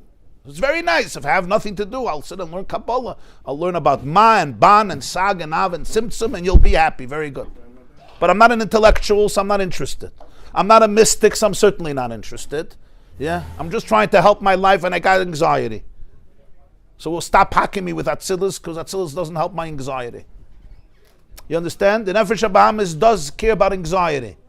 So the Nefesh HaBahamis has to understand how Atzilus helps anxiety.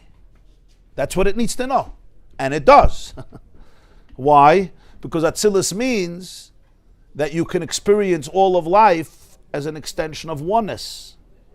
The anxiety is coming because I'm living in a very, very unsafe place. Because my Olam HaSiyah, my Olam HaTzilus are not connected. I'm living a very fragmented life. I'm very scared. I'm not present. My heart is not open. I can't be relaxed. I can't be in a joyous state. So all the mishalim that we give, that I try to give, Be'ezer Hashem, is because I'm trying to talk to my Nefesh HaBahamis. And I hope by me talking to my Nefesh HaBahamis, your Nefesh HaBahamis might listen. It might not.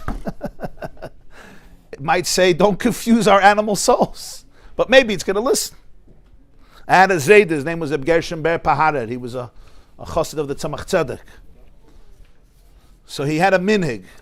When he would daven, he would translate words in Yiddish constantly. He would translate words in Yiddish. So somebody asked him, "Verstehst nicht the Lashon Kodesh? What are you?" So he said, "My Nefesh HaBahamis versteht besser auf Yiddish." My Nefesh HaBahamis besser auf Yiddish. My Nefesh HaBahamis versteht besser auf English. But Yiddish was Mama Lashon. It was a Yid from Russia. Pahar, a city called Pahar. So he said, you understand the word? I'm not davening for my Nefesh Elikis. My Nefesh Elikis knew everything before davening. I'm davening to talk to my Nefesh HaBahamis. The Nefesh HaBahamis understands Yiddish, doesn't understand the language. It knows the language, but it understands, you have to talk to it in Yiddish. But it's an approach. And then how do you talk to the Nefesh HaBahamis? So it's not just a language issue, it's the whole idea of language. What speaks to it? Huh? Yeah, so linguistics is also part of the Nefesh HaBahamis. It's another subject that I could learn. Linguistics, it's a very geschmacka subject. So there's no nekuda in life that the Nefesh HaBahamis can't connect to the Nefesh Elikis. Everything could be sublimated. That's the ani v'roich v'lachamor. The question is the consciousness, the perspective. What is it about? That's why the Nefesh HaBahamis is not evil. It's not evil. It exists. And it's work in progress. Everyone, it's work in progress. But it's work in progress. How? By communicating with it. How do I communicate with it? I must know its language. If I override it by using the Nefesh Elikis language, it's nice, but you're not talking to Nefesh HaBahamis. And that's why so many people get frustrated. They learn Chassidic Svarim. They want to become better Jews, right? Some of you know this very well. You learned for years Chassidic Svarim, and you learn about Klippus and more Klippus and more Klippus and Kedusha, and then you start fasting Shovavim, and then you start fasting Shovavim Tat. And then you're doing these tikkunim and that tikkunim and that tikkunim, and then you come home and your wife says something, and boom, All your tikkunim went straight down the sewer system. All your svarim, all your tikkunim. Your kid suddenly is having an experience, a challenge, and everything you learned, it's down the drain. And you feel horrible with yourself, and now you feel guilty, so now you get more angry, and now you feel more guilty, so now you start killing yourself more. At this point, you're miserable. What was missing? You're a wonderful person, you're taka wonderful person. But you need to know the language of your nefesh habahamis. You need to know your guf, your nefesh habahamis is responding to perceived danger. If your kid is not going to give you nachas, your family is going to be destroyed. There's going to be no shidduchim for your family. You are frightened. Your father is going to tell you that you are his nightmare. You are his nightmare. You're not like all your brothers. You're not like all your brothers. I was once in a house, in a beautiful community, not far from a very Chassidic community, a simcha. So the father, the Zayda, comes over to me, and he says, "You want to know what nachas is, Rabbi Jacobson?" Shows me on the wall. Shows me on the wall a letter. He has, Baruch Hashem, 14 kids. Kanai and Hara. And the letter says that we are making a achlata never to use a smartphone. Never. It's not coming into our issue, it's not coming into our home. And they all sign, all the kids sign. And the father, he says, Das is nachas. Das is nachas. 14 kids, 13 kids signed. 13 kids signed that they don't have a smartphone. Not at work, they're going to use it between 6 and 7, when you don't make kiddush. But I see one of the boys is not there, one of the sons. I happen to have a relationship with him. So I asked him, why are you the only one that didn't sign? Was Felder is giving your father nachas. Everyone else gives your father nachas. He says, I was the only one that didn't want to lie. He says, I'm the only honest one, basically. That's what he tells me. He says, I was the only one who didn't want to lie. I don't think you should give nachas to your father by lying to him. That's what he said. It was such a powerful lesson. I'm not advocating that you shouldn't sign letters that you don't have an iPhone. If you can get rid of your iPhone, you'll spend more time with your wife and kids, besides all the other things. That's not my point. My point is, you have to have the language, how you talk to the Nefesh HaBahamis, the Guf. It has its own language. And its language, that's why the Rebbe is explaining this. You have to know about it. So you learned Tzvarim, you learned about Klippus and Kedusha, and you're a Kaddish V'Torah, and you go to the mikveh, and it's Moiridik, and it's Taka Gevaldik. But the Nefesh HaBahamis needs to get the memo. The Nefesh HaBahamis gets the memo by communicating with it. And how do I communicate with it? Well, I understand its anxieties. I understand its fears. I talk to it. And you need to make a lakus accessible to the behemoth. That's what Dira B'Tachtoina means. The behemoth is al verstehen. And when the behemoth understands, then the horse will take you to places you can't go on your own.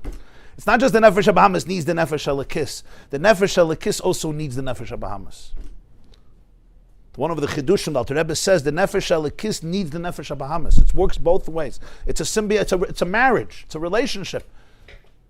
Your wife needs you, you need your wife. I'm not going to say who's the Nefesh HaLekis, who's the Nefesh HaBahamis. You'll decide that on your own. Huh? Maybe one day Azay, depends who. Or both have Nefesh HaLekis, both have Nefesh HaBahamis. It's more geschmack. But the point is, it's a symbiotic relationship. Everybody have a beautiful day and a wonderful day. And Atzlacha Rabbi. Be'ezer Hashem will continue this Maamar Monday morning, 7:45 a.m. Shabbos is our regular schedule. We're going to learn on Shabbos. Huh? I feel the same as Dr. Russell.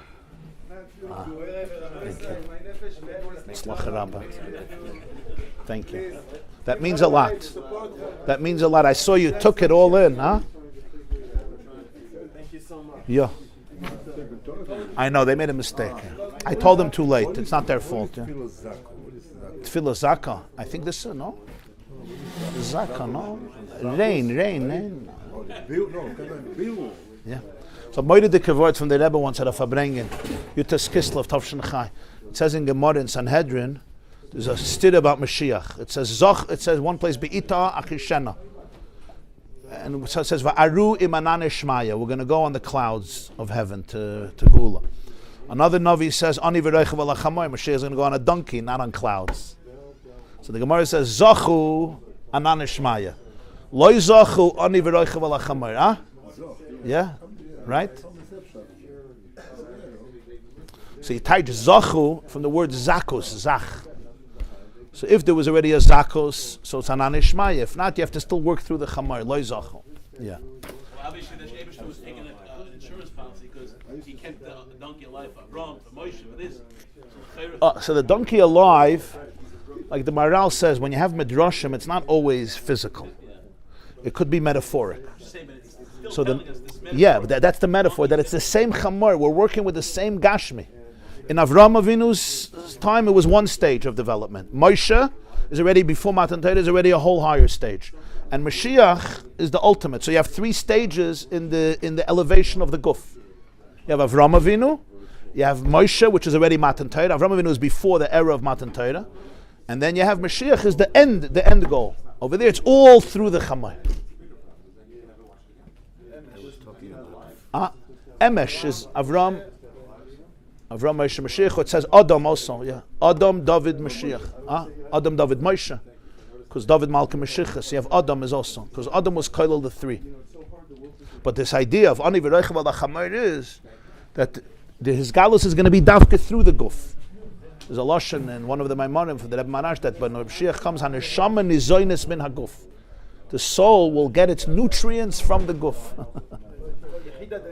The shayrish haguf will be revealed, the true shayrish of the guf. So the neshama will be now. The neshama gets its own mazon, and the guf gets mazon through the neshama and through food, which also has a neshama in it. Then we neshama nizoynes min haguf. So to knock the guf, not only is it against everything, but it's also completely misunderstanding the whole tachlis of the fusion between neshama and guf. The whole Tchiyas HaMeisa means that all the work we put into the guf is eternal. In other words, a Jew could think, why is Tchiyas HaMeisa a Yisoid in Yiddishkeit? Why is it one of the 13 principles? Let's say there won't be Tchiyas HaMeisa. You die, you go to Gan Eden. Marash. I understand Schar and Einish. It means there's consequence, there's a God, yeah? It means the difference between Hitler and the victims of Hitler. I understand Schar v'Einish. The difference between a murderer and a victim. I get that. The difference between those who perpetrated 9/11 and the victims of 9/11. The difference between the Hamas who got killed and innocent people who got killed. We understand. But Chiyas HaMesim, why is that such a Yisoid in Yiddishkeit? So one of the answers is because we work, a whole shir, we explain that we work with the guf, with the Nefesh HaBahamas. It's all going to die. So you put in work for 120 years, it's all dead. It's all gone, becomes fodder for the worms. Pshat is like this. We learn about Bekama, Shinui HaChoyze Libriyosoi, Einoi Shinui. If you take in Gneva, if you steal something, you make a Shinui, so there's a kinyan, right? You just have to pay back. But it says if it's a Shinui HaChoyze Libriyosoi, if it's a change that's revertible back, it's not called a Shinui. So since the guf dies, but it's a Shinui HaChoyze Libriyosoi, the change of death is going to come back with Chiyas HaMesim because the DNA stays alive. And the etzem luz is there. Huh? The etzem luz, mimenu nivna kol haguf. So it's a Shinui HaChoyze Libriyosoi. So even the time of Misa, it's not an absolute Shinui. So all the avoid in the guf is also eternal. That's Tchiyas HaMesim. Tchiyas HaMesim means... yes, I'm saying all the avoid in the guf, it's not you just did it for a few years. That avoid itself is an eternal avoid. But then why doesn't Tchiyas HaMesim last forever? It only lasts for 1,000 years. No, so there's Machlokes Rambam and Ramban. That's the Machlokes Rambam and Ramban, right? The Rambam holds Tchiyas HaMesim is not the ultimate. But the Ramban holds it as the ultimate. Tzemach Tzedek writes, "V'cheinu hachras azmur." In other words, the Chachmei Kabbalah v'Achsidus agreed with the Ramban. So it's going to be this case. Yeah, Machlokes. It's a big Machlokes Rambam and Ramban. And Derech Mitzvah Chetzitzis, he has a whole mitzvah. That Tzemach Tzedek says the Rambam holds that the Tachlis is Ruchni. The Ramban says the Tachlis is the Gashmi. The Rambam spoke from the philosophical perspective. Ruchni is higher than Gashmi. The Ramban is more consistent with Kabbalah, where the Gashmi ultimately is higher than the Ruchni. It's an interesting machlekes. It's Elu V'Elu Divrei Elokim Chaim. It's different perspectives. You start off with the Ruchni being higher than the Gashmi. You end off with Kol Hashem Melech HaSarah Shema B'Kaila. Whatever Sarah says, you listen to because the Guf knows better. The Rashi says that the Avos were tough to the Imayas Benavias. They were subservient in prophecy to the Imayas. So whatever Sarah says, the Guf has a Nevias that even the Neshama doesn't have. Don't we say lost love, the women will be more? That's the same idea. Eshes Chayla Teres Baila, that the women will be higher than the men. The Keva to Soviv Gover, and the femininity will be the Mashpia to masculinity. Dominant. Yeah, it's going to be dominant because the world is not going to be based on dominance. The world will be based on oneness. You understand? When the world is based on dominance, so then masculinity is more dominant. When reality is based on oneness, not on dominance, so automatically femininity prevails. Because women are more spiritual. Because what's the difference of masculinity and femininity? Yeah, masculinity works in the place of dominance. Alpha man. Ish darkei lichboish. Yeah, the Gemara says darkei shalish lichboish. That's what Yave Amoini Mayavi, V'lay Amoini Samayavis. The Gemara in Yavamas Ish darkei lichboish. Right, darkei shalish lichazer. Kol kfuda bas melech pnima. The language of femininity is not the language of conquest; it's the language of oneness. So, in a world of dominance of galus, masculinity prevails. But that's galus. In a world of oneness, it's not dominated by dominance. It's dominated by non-dominance. It's dominated by oneness. So that's femininity prevails. That's why today you see that the avodah is not. It used to be, even by Jews. You can't compare Judaism to other cultures, but women in previous generations had this,